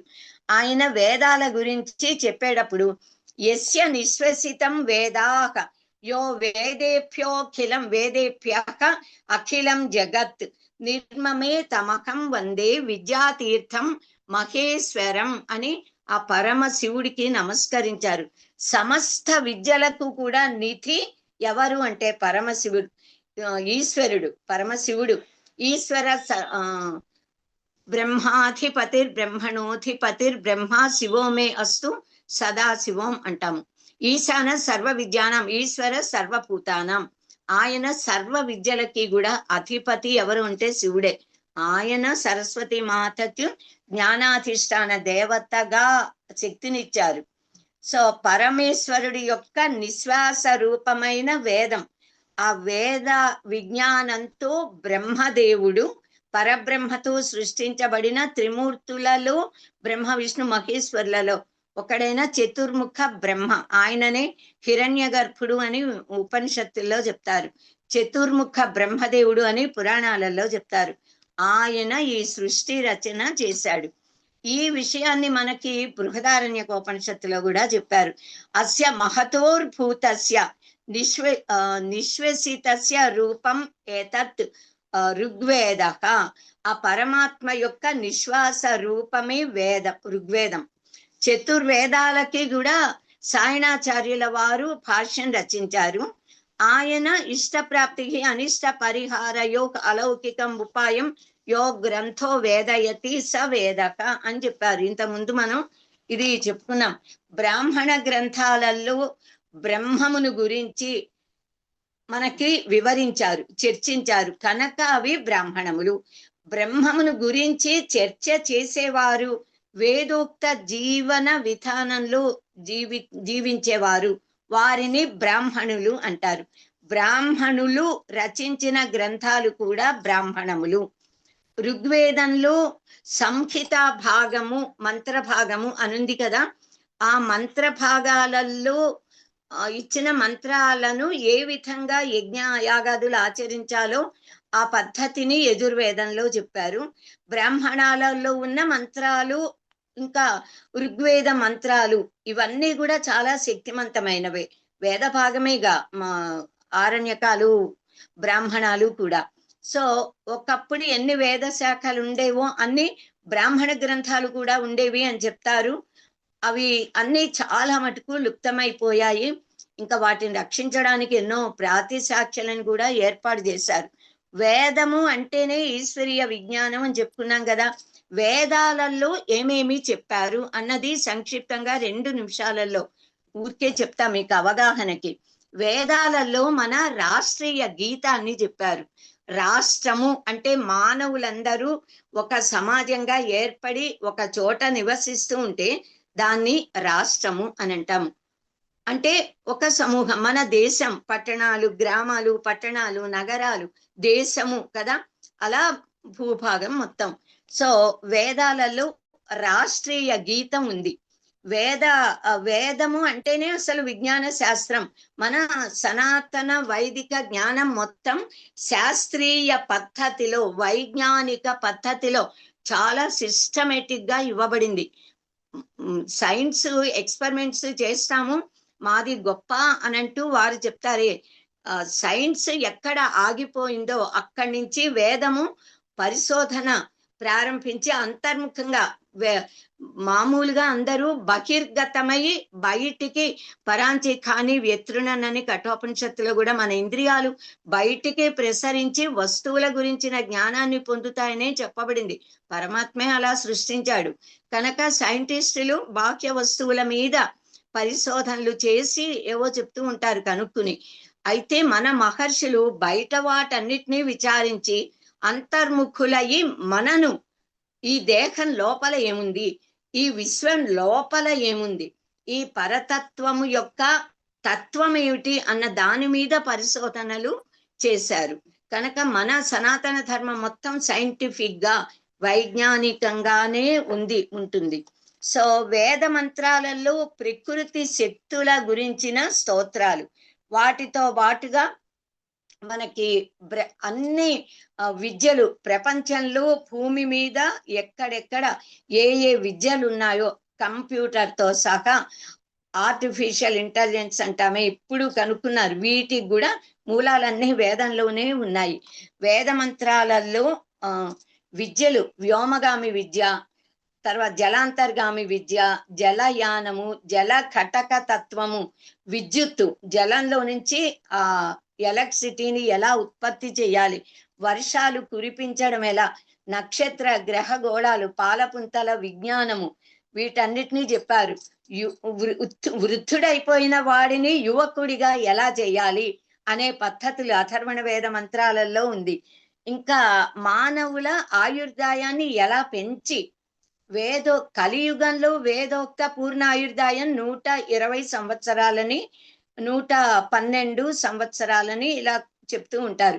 శతమానం భవతి శతాయు పురుష అని అంటాం. 100 జీవేమ శరద శతం నందామ శరద శతం అని 100 శరత్కాలాలు. శరత్ అంటే హాయిగా ఆనందంగా వసంతకాలం, శరత్కాలము ప్రకృతి శోభాయమానంగా ఉంటుంది. 100 శరత్తులను మన పంచేంద్రియాలు, దశేంద్రియాలు, శరీరంలోని అన్ని అవయవాలు పటిష్టంగా ఉండి ఆరోగ్యవంతంగా ఉండగా మనం జీవించాలి. అంటే యవ్వనము 100 సంవత్సరాల వరకు ఉండాలి అన్నది వేద ఆశీర్వచనం. కలియుగంలో 120 సంవత్సరాలు, అంతకుముందు వేల సంవత్సరాలు జీవించేవారు కృతయుగంలో. తర్వాత కొద్దిగా తగ్గుతూ వచ్చింది యుగం మారినప్పుడల్లా. కృతయుగం, త్రేతాయుగం, ద్వాపర యుగం, కలియుగం. సో ఇంకా వేదాలలో ఫ్రాక్చర్స్ అయితే అని అంటామే, ఎక్కడైనా శరీరంలోని అవయవాలకి లోటు కలిగిన, విరిగిన, ఏదైనా కలిగితే కృత్రిమ అవయవం మార్పిడి, హార్ట్ ట్రాన్స్ప్లాంటేషన్, లివర్ ట్రాన్స్ప్లాంటేషన్ అంటున్నాము ఈ కాలంలో. ఇవన్నీ ఆ కాలంలో వేద కాలంలోనే ఉన్నాయి. సో శస్త్రచికిత్స, సుశ్రుతుడిని ఇప్పటికీ కూడా ఆపరేషన్స్ కి ఆ శస్త్రచికిత్స పితామహుడు అని అందరూ కూడా వ్యవహరించి ఆయనే ఆదర్శంగా తీసుకుంటారు వైద్యులందరూ కూడా. ఇంకా మన వేదాలలో గణిత శాస్త్రం మొత్తం అందులోనే ఉంది. అన్ని శాస్త్రాలకి బేస్ అందులో ఉంది. షోడ సంస్కారాలని గురించి వేదాలలో చెప్పారు. తర్వాత ధర్మశాస్త్ర గ్రంథాలలో గృహ్య సూత్రాలు, ధర్మ సూత్రాలు అని తేడా. గృహ్య సూత్ర గ్రంథాలలో మహర్షులు వివరంగా చెప్పారు. ఇంకా వేదంలో సమాజ వ్యవస్థ గురించి చెప్పారు. కృషి, గోరక్ష, వాణిజ్యం అంటాము. అథర్వణ వేదంలో ముఖ్యంగా అంశాలు ఇవే. కృషి అంటే పంట ఎలా పండించడం, గోరక్షణ పశు సంపద, వాణిజ్యం అంటే బిజినెస్. ఇంకా వేదాలలోనే వేదం ఎలా పుట్టింది అని వేద ఆవిర్భావాన్ని గురించి చెప్పారు. వేదముల యొక్క నిత్యత్వము సత్యత్వము, అవే సత్యాలు, నిత్యాలు అంటే శాశ్వతమైనవి, అవే స్వతః ప్రమాణం అన్న విషయాన్ని కూడా మనకి చెప్పారు. మంత్రద్రష్టలైన ఋషులు ఎలా ఉన్నారో అలాగే ఋషికలు అని ఉన్నారు. అంటే ఆడవారు మంత్రాలని దర్శిస్తే వారిని ఋషికలు అంటాము. నేనే 2023లో అనుకుంటా మంథనిలో జరిగిన ఒక వేద సభలో నన్ను సనాతన ధర్మంలో స్త్రీ, వేదములో ఉపనిషత్తులలో ఋషికలు అనే అంశం మీద మాట్లాడమంటే మాట్లాడా. అప్పుడు మొత్తం 4 వేదాలు కూడా తీసి చూసి అందులో ఉన్న ఋషికలందరినీ ఆ పేర్లు, వారు ఏ ఏ సూక్తాలకి ద్రష్టలు, ఎన్నెన్ని మంత్రాలు ఉన్నాయి అన్ని నోట్ చేసుకున్నాం. సో ఇలా వేదాలలోనే ఈశ్వరుడిని ఎలా ప్రార్థించాలి అన్నది ఉంది. వేద తాత్పర్యమే ఈశ్వర ప్రణిధానం, మనం ప్రపత్తి శరణాగతి చెయ్యటం. తర్వాత వేదాలలో కర్మకాండ, జ్ఞానకాండ అనే భాగాలు ఉన్నాయని చెప్పుకున్నాం కదా. సో ఆ కర్మకాండలో ఎలాంటి కోరికలకి ఏ యాగాలు చేయాలి, ఏ క్రతువులు చేయాలి, వాటి వల్ల ఏ ఫలం వస్తుంది అన్నది చెప్పారు. జ్ఞానకాండలో ఇంకా బ్రహ్మ జ్ఞానాన్ని గురించి మనకి వివరించారు. అంటే సాధారణంగా అసలు ఏదైనా ఒక శాస్త్రం అధ్యయనం చేయాలి అంటే అనుబంధ చతుష్టయం అని ఉంటుంది, దాన్ని తెలుసుకోవాలి. బ్రహ్మ జ్ఞానాన్ని బోధించే విద్యలను అభ్యసించాలి అంటే సాధన చతుష్టయ సంపన్నుడై ఉండాలి అని చెప్తారు. మనకి ఆదిశంకర భగవత్పాదులు రాసిన వివేక చూడామణి అనే గొప్ప ప్రకరణ గ్రంథం, అందులో ఈ విషయాలన్నీ చాలా వివరంగా ఇచ్చారు. గురువు ఎలా ఉండాలి, శిష్యుడు ఎలా ఉండాలి, ఏం తెలుసుకోవాలన్నీ. అనుబంధ చతుష్టయము అంటే, చతుష్టయం అంటే 4, అనుబంధం అంటే అనుబంధం, కలిసి ఉండడం. ఏమిటి సంబంధం? సంబంధశ్చ అధికారీచ విషయశ్చ ప్రయోజనం, ఈ 4 అనుబంధ చతుష్టయం. ఏ శాస్త్రాన్ని తెలుసుకోవాలనుకుంటామో దానిని తెలుసుకోవడం, చదవడానికి ఒక అర్హత ఉండాలిగా. MBBS లో చేరాలంటే ఫలానా చదువు చదివి ఏదో ఈ ఎగ్జామ్ లో ఇన్ని మార్కులు రావాలి అని ఉంటుందిగా. స్కూల్లో చేరాలంటేనే ఒక అర్హత. ఇంటర్ అంటే 10th పాస్ అవ్వాలి, డిగ్రీకి రావాలంటే ఇంటర్ పాస్ అవ్వాలి. అలాగే ఒక శాస్త్రం చదవాలంటే అధికారి అయి ఉండాలి. అధికారి ఎవరు అన్నది మొదటిది. ఆ శాస్త్రంలో ఏ విషయం చెప్పబడుతోంది అన్నది 2. అధికారికి ఆ విషయానికి ఉన్న సంబంధం ఏమిటి, ఆ విషయాన్ని ఈ అధికారి ఎందుకు చదవాలి అన్నది సంబంధం. ఆ శాస్త్ర జ్ఞానం వల్ల కలిగే ప్రయోజనం ఏమిటి అన్నది 4వది. ఇది అనుబంధ చతుష్టయాన్ని మనం తెలుసుకోవాలి. ఇంకా బ్రహ్మ జ్ఞానము, వేదాంత విజ్ఞానము నేర్చుకోవాలి గురువు దగ్గరికి వెళ్ళి. అంటే స గురుమే వాపి గచ్చేత్ సమిత్పాణిం శ్రోత్రియం బ్రహ్మనిష్టం అని చెప్తుంది ఉపనిషత్తు. శ్రోత్రియుడు అంటే శృతి జ్ఞానం కలిగిన బ్రహ్మనిష్ఠుడైన గురువు గారి దగ్గరికి వెళ్ళి మనం ప్రణిపాతం చేసి సమిధలు సమర్పించి నాకు బ్రహ్మజ్ఞానాన్ని ఉపదేశించండి అని ప్రార్థిస్తే అప్పుడు కూడా శిష్యుడి యోగ్యత అర్హతని పరీక్షించి 1 ఏడాది, 2 ఏళ్ళు, 5 ఏళ్ళు, 10 ఏళ్ళు, 108 సంవత్సరాలు దేవేంద్రుడు గురువు గారి దగ్గర సేవ చేసి బ్రహ్మజ్ఞానం పొందాడని బృహదారణ్యక ఉపనిషత్తులో ఉంది. సో 1 ఏడాదైనా మినిమం గురు శుశ్రూష చేయాలి. బ్రహ్మచర్యాన్ని పాటిస్తూ శమదమ శౌచాదులతో 1 ఏడాది ఉన్నాక అప్పుడు గురువు గారు బ్రహ్మజ్ఞానాన్ని, సాధన చతుష్టయ సంపన్నుడైతే అప్పుడు బ్రహ్మజ్ఞానాన్ని ఉపదేశిస్తారు. సాధన చతుష్టయం అంటే, సాధన అంటే సాధన, సాధించడానికి మార్గము. నిత్య అనిత్య వస్తు వివేకం, నిత్యానిత్య వస్తు వివేకము మొట్టమొదటి అర్హత. ఇహాముత్ర ఫలభోగ విరాగము. ఇహ అంటే ఈ లోకంలో, అముత్ర అంటే పరలోకంలో స్వర్గాది సుఖాలు. ఈ లౌకిక సుఖాలు పొందాలనే కోరిక ఉండకూడదు. అంటే పారలోకి చనిపోయాక స్వర్గాది లోకాలలో అనుభవించే సుఖాల మీద కోరిక ఉండకూడదు. కనుక ఇహ అముత్ర ఫలాలని భోగించాలనే వాటి మీద వైరాగ్యం ఉండాలి. 3వది శమదమాది షట్క సంపత్తి. శమము, దమము, ఉపరతి, తితిక్ష, శ్రద్ధ, సమాధానము అనే 6. ఈ 6 కలిగి ఉండాలి. 4వ అర్హత ముముక్ష, ఖచ్చితంగా ముక్తి పొందాలి అనే కోరిక ఉండాలి. ఈ 4 ఉంటే బ్రహ్మ జ్ఞానాన్ని ఉపదేశిస్తారు గురువు. ఇలా వేదాలలో ఉన్న విషయాలు తెలుసుకోవాలని జిజ్ఞాస ఉన్న వారందరూ కూడా ఆ విషయాలని గురించి తెలుసుకోవచ్చు. కనుక వేదాలలో ఐహిక ఆముష్మిక శుభాలతో పాటు నిశ్రేయస్సు అంటే ముక్తి, మోక్షాన్ని పొందేందుకు కావలసిన జ్ఞాన ప్రాప్తి ఎలా పొందాలి అన్న విషయాలని కూడా చెప్పారు. సో వేదాలు సర్వ విజ్ఞాన సారాలు. మనం ఓమిత్యేకాక్షరం బ్రహ్మ అంటాము. ఓమిత్యేకాక్షరం బ్రహ్మ, అగ్నిర్దేవత బ్రహ్మ ఇత్యార్షం, గాయత్రం ఛందం పరమాత్మం స్వరూపం, సాయుధ్యం వినియోగం. ఇలా మనం సంధ్యావందన మంత్రాలు మీరందరూ చెప్పుకుంటూ ఉంటారుగా. ఆ సంధ్యావందన మంత్రాలలో ఇది ఒక మంత్రం. ఓం హంస శుచిషద్ వసురంతరిక్షసద్ హోత వేదిష అని ఇంకా ఒక పెద్ద మంత్రం, అది కూడా కఠోపనిషత్తులో ఉంది. సంధ్యావందనం చేసేప్పుడు అందరూ చెప్పుకునే మంత్రాలు. వీటిల్లో పరబ్రహ్మ లక్షణాలని గురించి మనకి చెప్పారు. అంటే త్రిపాద చతుర్వింశత్యక్షర త్రిపాద గాయత్రి, గాయత్రి మహామంత్రం అంటాం కదా, అది నిజానికి గాయత్రి ఛందస్సులో ఉన్న సావిత్రి మంత్రం.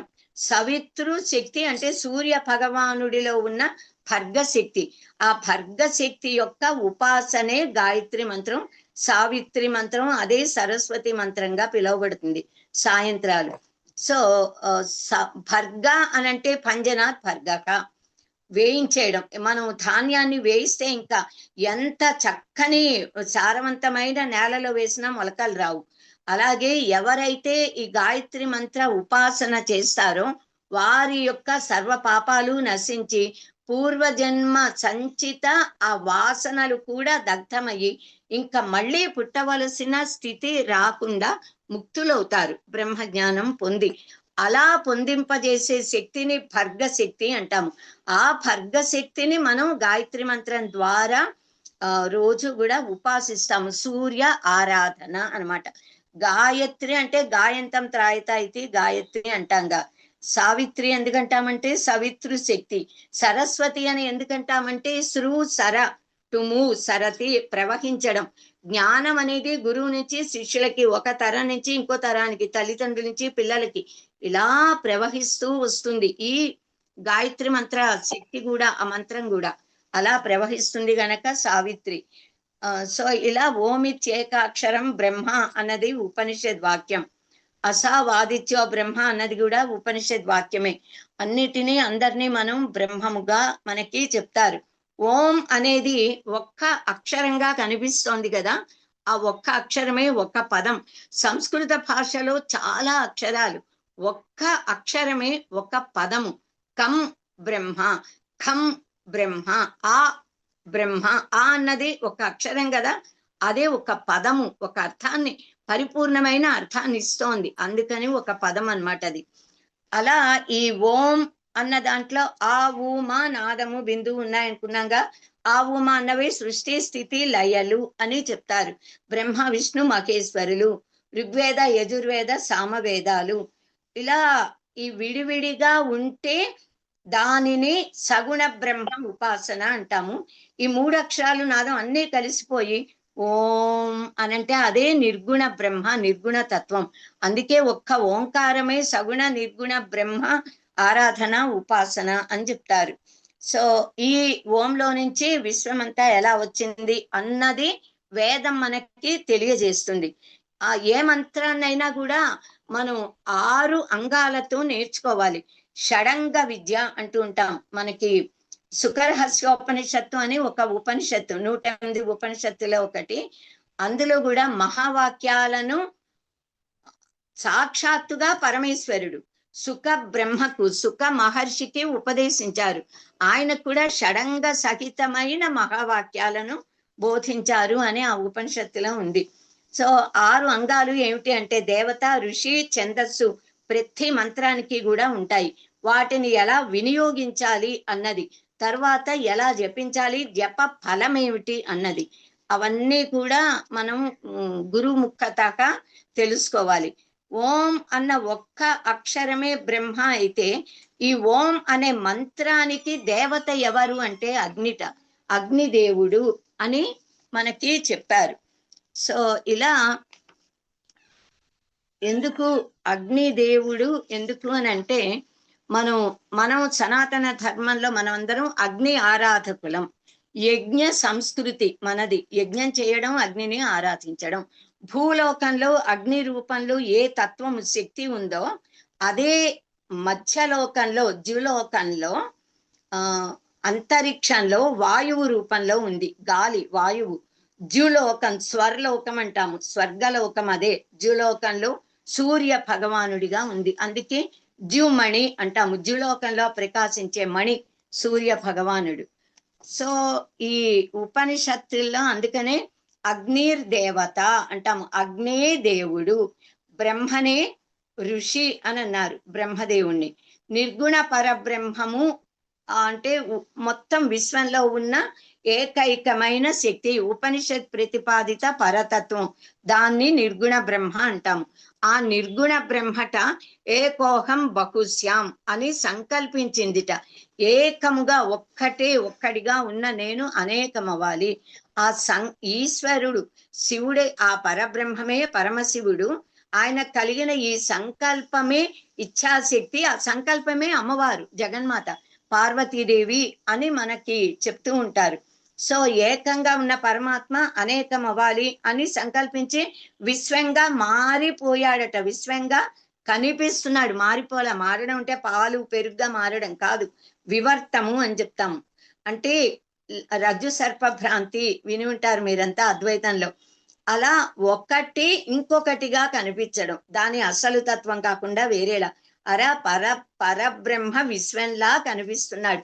విశ్వం విష్ణు వర్షత్కారో మొట్టమొదటి నామమే విష్ణు సహస్ర నామాలలో.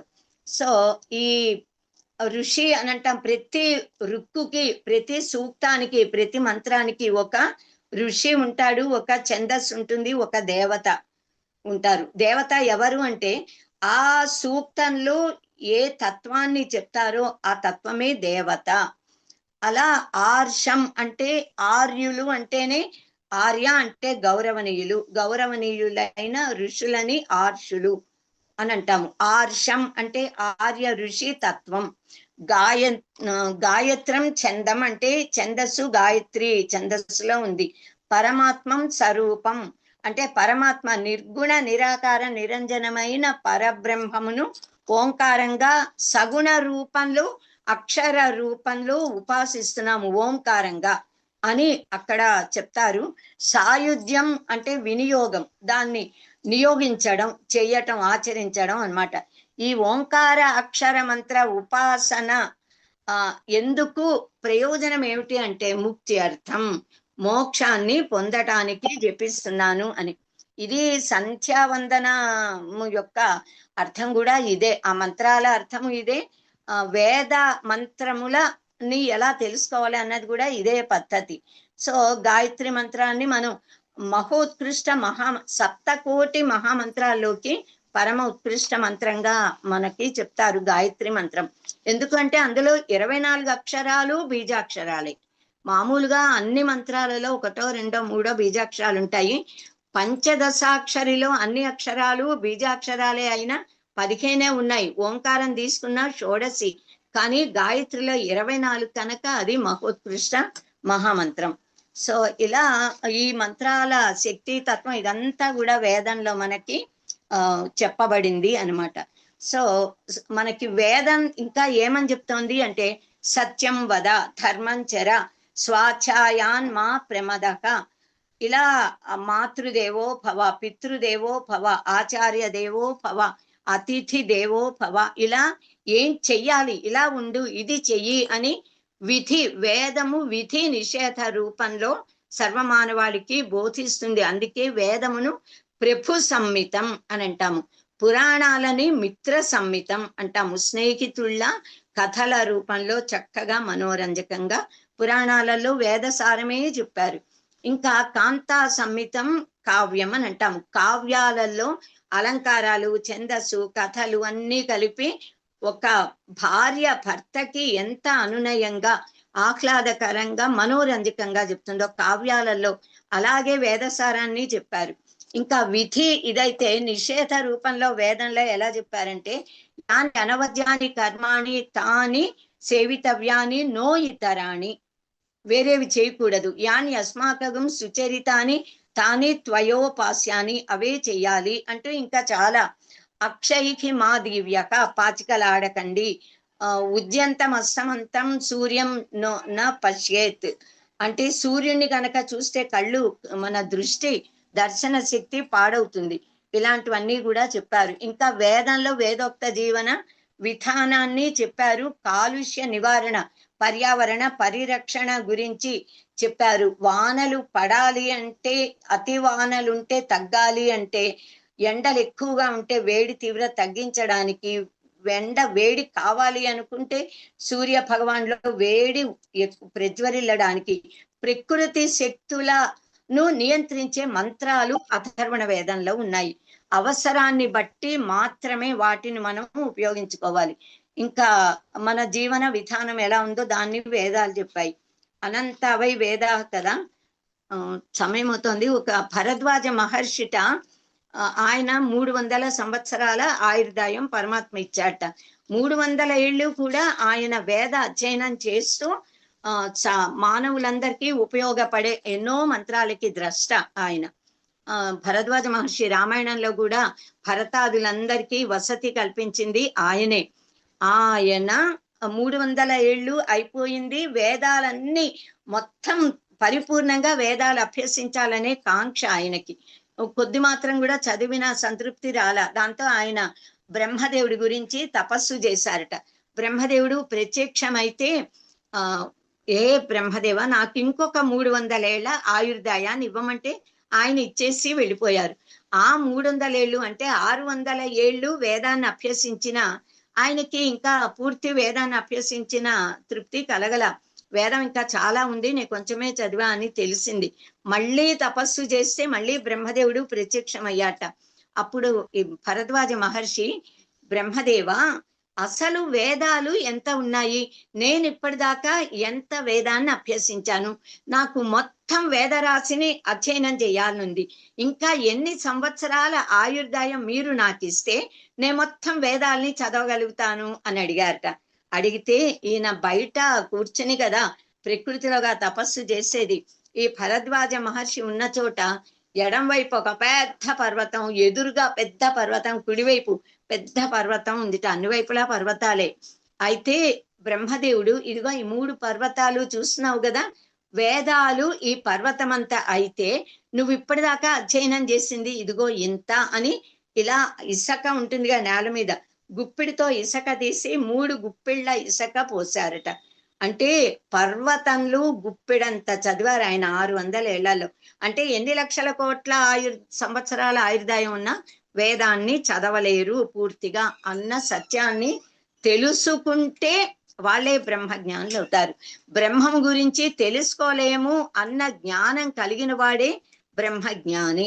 సో ఇలా ఇంకా చాలా ఉంది. నిజానికి 2 క్లాసులు కాదు, ఒక వారం రోజులు చెప్పిన వేదాల గురించిన పరిచయమే పూర్తి అవ్వదు. సో వేదవ్యాస భగవాన్లు 4 వేదాలని విభాగం చేశారని చెప్పుకున్నాం.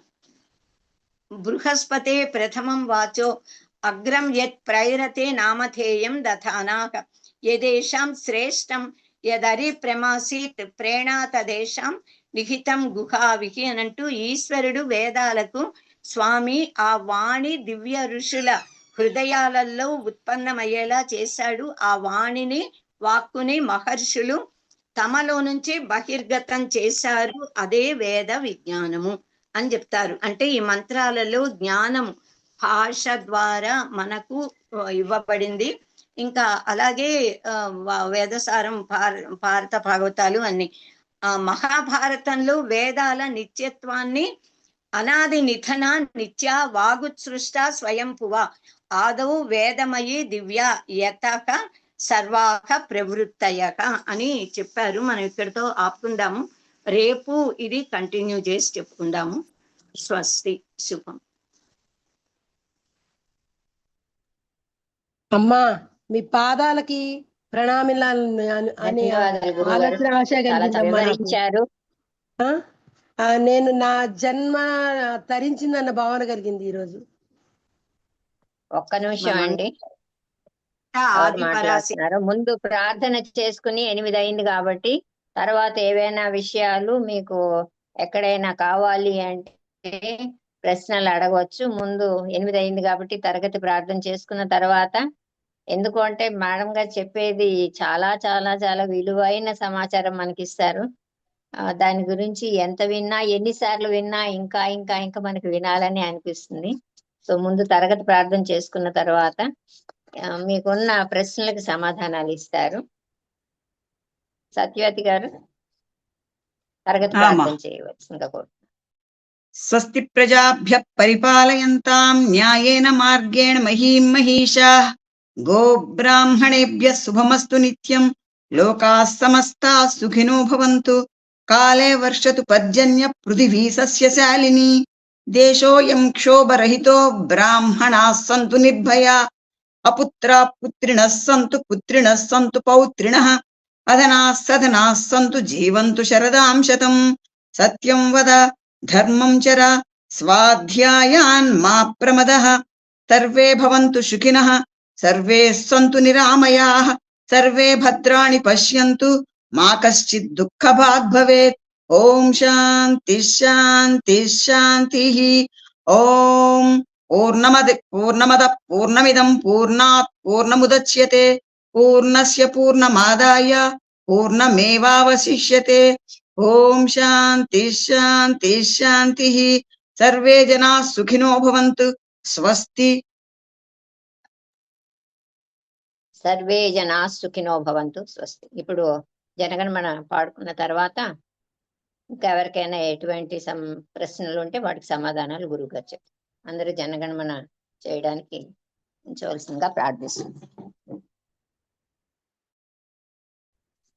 जनगणमन अधिनायक जय हे भारत भाग्य विधाता पंजाब सिंध गुजरात मराठा द्राविड उत्कल वंगा विंध्य हिमाचल यमुना गंगा उच्चल जलधि तरंगा तव शुभ नामे जागे तव शुभ आशीष मांगे गाहे तव जय गाथा जनगण मंगलदायक जय हे भारत भाग्य विधाता जय हे जय हे जय हे जय जय जय जय हे जय हे. ఇప్పుడు అందరూ ఎవరికైనా ప్రశ్నలు ఉంటే హ్యాండ్ రైజ్ చేస్తే ఒకళ్ళ తర్వాత ఒకళ్ళు అడగచ్చు. అందరూ ఒకేసారి అన్మ్యూట్ చేసుకోవద్దు. అలాగే చాట్ బాక్స్ లో 2 క్వశ్చన్స్ వచ్చాయి. ఒకటి ఏంటంటే, ఇంత సమాచారం గురుగారు ఇస్తున్నారు, దీన్ని మాకు ఎలాగా క్లాస్ లో కూర్చుని రాసుకునే కష్టం అంటే మాకు మాన్యువల్ ఉంది. అందరూ కనుక డిస్క్రిప్షన్ బాక్స్ చూస్తే అందులో స్టడీ మెటీరియల్ అని ఉంటుంది. అది మీరు డౌన్లోడ్ చేసుకుని ఒక కాపీ తీసుకుంటే బెటర్ అని నా ఉద్దేశం. నేనైతే కాపీయే తీసుకుని దాన్ని మళ్ళీ మళ్ళీ చదువుకునేదాన్ని. కాకపోతే ఇది ఇంగ్లీష్ లో ఉంటుంది. క్లాస్ లో తెలుగులో వింటున్నారు కాబట్టి 2 మీరు సమన్వయం చేసుకుంటే బాగానే ఇదవుతుంది. అలాగే అనుదాత్త ఉదాత్త స్వరితాలు ఎలా పలకాలి అని ఎవరో వేశారు ఒక క్వశ్చన్.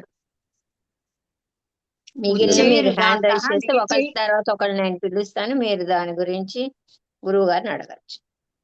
ఉచ్చైరుదాత్త నీచైరనుదాత్త సమాహార స్వరితక అని మళ్ళీ రేపు క్లాసులో ఇది కంటిన్యూ చేసి చెప్తాను. స్వరం తేడా వస్తే ఏం తేడా వస్తుంది అన్నది. సమయం చాలదని ఆపేలాతే ఆ పాయింట్ కూడా ఇవాళ్లే చెప్పేదాన్ని. వంశీ గారు పైకి పలికితే ఉదాత్తం, కిందికి పలికితే అనుదాత్తం, సమంగా పలికితే స్వరితం. అది వంశీ గారు అన్మ్యూట్ చేసుకుని అడగండి గురువు గారిని మీ ప్రశ్న. నమస్కారం గురువు గారు. నమస్కారం. అదే మేడం, అనుదాత్త స్వదాత్తాలు అంటే మనకు వేదం నేర్చుకోవాలంటే మెయిన్ అదే కదా. అది ఎలా పట్టుకోవాలి, ఎలా అంటే పైకి ఉచ్చస్థాయికి రేపు ఎన్ని చెప్తాను. యథేంద్ర శత్రు స్వరతోపరాధ ఆ మంత్రం గురించిన వివరణ రేపు చెప్తా. స్వరం తేడాతో ఏం తేడా వస్తుంది, ఎలా స్వరం పలకాలి అంటే గురుముఖతగా నేర్చుకోవాలి, ఇంకా వేరే పద్ధతి లేదు. ఇలా పైన ఒక గీత పెడతారు, కింద ఒక గీత పెడతారు, చూసే ఉంటారు మీరు. తర్వాత హ్రస్వ దీర్ఘ ప్లుతాలు 2 గీతలు పెడితే ప్లుతం. ఆ గుర్తుల బట్టి, ఆ గుర్తులతో ఎవరంతా వాళ్ళు చదవకూడదు, గురువు చెప్తే విని నేర్చుకోవాలి. ఓకే, అలాగే. నెక్స్ట్ సరస్వతి గారు నమస్కారం అమ్మా. అన్మ్యూట్ చేసుకోండి. నమస్తే నమస్కారం అమ్మా. అమ్మా. నమస్తే. వేదాలలో కొన్ని విషయాలు స్త్రీలు పలకకూడదు, స్త్రీలు నేర్చుకోకూడదు అనే నియమం చెప్తుంటారు కదా, అది ఎంతవరకు నిజమమ్మా? ఎందుకు అనంటే పరమాత్మ దేహ నిర్మాణాన్ని చేసినప్పుడే పురుషుల దేహం ఒకలా ఉంటే స్త్రీల దేహం భిన్నంగా ఉంది కదా. స్త్రీలు మాత్రమే ఈ నెలలో 3 రోజుల త్రిదివస వ్రతం అనేది స్త్రీలకు ఉంది. స్త్రీలకి మాత్రమే సంతాన ఉత్పత్తి చేయగల సామర్థ్యం, గర్భధారణ చేసి పిల్లల్ని కంటాం కదా. ఆ గర్భంతో ఉన్నప్పుడు కనుక కొన్ని మంత్రాలు వింటే గర్భ విచ్ఛిత్తి జరుగుతుంది. అంటే మంత్రం అంటే శబ్ద విస్ఫోటన శక్తి. అలాంటప్పుడు మనం మామూలు చండీ యాగం చేసేటప్పుడు చిన్న చిన్న యాగాలకే కొన్ని మంత్రాలు చెప్పేప్పుడు ఎవరైనా గర్భిణీ స్త్రీలు ఉంటే పక్కకి వెళ్ళండి అమ్మా అంటారు, ఆ మంత్రం వినొద్దని. ఎందుకంటే ఆ గర్భానికి అది హాని కలిగించవచ్చు అని. అలాంటప్పుడు మహోత్కృష్ట మహామంత్రం గాయత్రి మంత్రం అంటే 100 ఆటం బాంబులు ఒక్కసారిగా పేలిస్తే ఎలాంటి శబ్ద విస్ఫోటనం, ఆ శక్తి ఉత్పన్నం అవుతుందో, యథార్థంగా ఒక శ్రోత్రియుడైన నిష్ఠ కలిగిన జీవన విధానం కలిగిన శ్రోత్రియ బ్రాహ్మణుడు స్వర సహితంగా ఆ తదేక నిష్ఠతో గనక గాయత్రి మంత్ర జపం చేస్తే అలాంటి శక్తి వలయాలు ఉత్పన్నమవుతాయి. కనుక స్త్రీలు అన్ని మంత్రాలు చదవకూడదు అని కలియుగంలో నిషేధించారు. కృతయుగంలో అర్హత ఉన్న స్త్రీలకు, వాళ్ళకు కూడా అబ్బాయిలతో సమానంగా అమ్మాయిలకు కూడా సంధ్యావందనం చేసేవాళ్ళు వీళ్ళు కూడా. అంటే ఉపనయనం జరిగేది ఆడపిల్లలకు కూడా. ఉపనయనం అయ్యాక వాళ్ళు కూడా బ్రహ్మవాదినులు ఉన్నారు, బ్రహ్మవేత్తలు ఉన్నారు, సజ్జోద్వాకులు అని ఉన్నారు. అలా స్త్రీలు కూడా నేర్చుకునేవాళ్ళు. ఇప్పుడు కూడా కొన్ని అర్హతలు, మనం ఇరుముడి కట్టి వెళుతూ ఉంటారే, కన్య పిల్లలు రావచ్చు, 55 ఏళ్ళు దాటిన వాళ్ళు రావచ్చు అంటారు. ఎందుకు? ఆ నియమం మనందరికీ తెలుసుగా. అలాగే వేదానికి కూడా ఆ కాలంలో ఉన్న శారీరకమైన శక్తి ఈ కాలపు మానవులకి లేదు. కనుక కలియుగంలో ఇప్పుడు ఈ గాయత్రి మంత్రోపదేశం, ఉపనయన ప్రక్రియ అనేది ఆడవాళ్ళకి నిషేధం, మగవారికి ఉంది. ఆడపిల్లలకి అంత శక్తివంతమైన గౌరీ మంత్ర ఉపదేశం జరుగుతుంది పెళ్లి సమయంలో. చిన్నప్పటి నుంచే దేవతా మంత్రాలని ఏ దైవ నామానికి ఓం కలిపి ఉచ్చరించినా అది మహామంత్రం. గణేశాయ నమః అంటాం, ఓం గణేశాయ నమః అంటే అది మహామంత్రం. ఓం నమ శివాయ, ఓం నమో నారాయణాయ, 100,000 మంత్రాలు ఉండగా ఇంకా వేదం మాకెందుకు యజ్ఞోపవీత ధారణ చేయలేదు, మాకెందుకు సంధ్యావందనం చేయొద్దన్నారు, వేద మంత్రాలు ఎందుకు చదవద్దన్నారు అనే ప్రశ్న ఎందుకమ్మా? దేనికైనా రెస్ట్రిక్షన్స్ ఉంటాయి. అయినా రెస్ట్రిక్షన్ ఏమీ లేదు. గురుముఖత స్వర సహితంగా నేర్చుకుంటే మనమందరం శ్రీ సూక్తం చదువుతున్నాం, నారాయణ సూక్తం, పురుష సూక్తం, దుర్గా సూక్తం అన్ని చదువుతూనే ఉన్నాం కదా. కానీ స్వరంతో చదవాలి. ఎవరి నియమాలు వారికి ఉంటాయి. ఏ శాస్త్ర మర్యాద ఆ శాస్త్రం పాటిస్తుంది. ఐసీయూలోకి అందరూ వెళ్ళలేరు. మైక్రో బయాలజీ వాళ్ళ ల్యాబ్స్ ఉంటాయి, అందులోకి అక్కడ పనిచేసే వాళ్ళు వెళ్ళడానికే 100 నియమాలు కదా. సో ఆ నియమాలను మనం పాటించాలి. ధన్యవాదాలమ్మా వివరం ఇచ్చినందుకు. నెక్స్ట్ ఇంకెవరికైనా ఉన్నాయా అండి ప్రశ్నలు? మన గురువు గారి పరిచయం కూడా అంతా ఇవాళ కంప్లీట్ చేసుకోలేకపోయాము, ఎందుకంటే చాలా ఉంది. రేపు కూడా చేసుకుంటూ ఎవరికి ఉంది ప్రశ్నలు ఏమైనా ఉన్నాయా? అసలు ఎవరు మాట్లాడారు? అయిపోతే లేకపోతే గనక ఈ రోజుకి తరగతి ముగించుకుందాము. రికార్డింగ్ ఆపేస్తాను. శుభం. రేపు మళ్ళీ కలుద్దాము ఇదే టైంకి. ఓకే, ధన్యవాదం గురుగారు. ధన్యవాదాలమ్మా.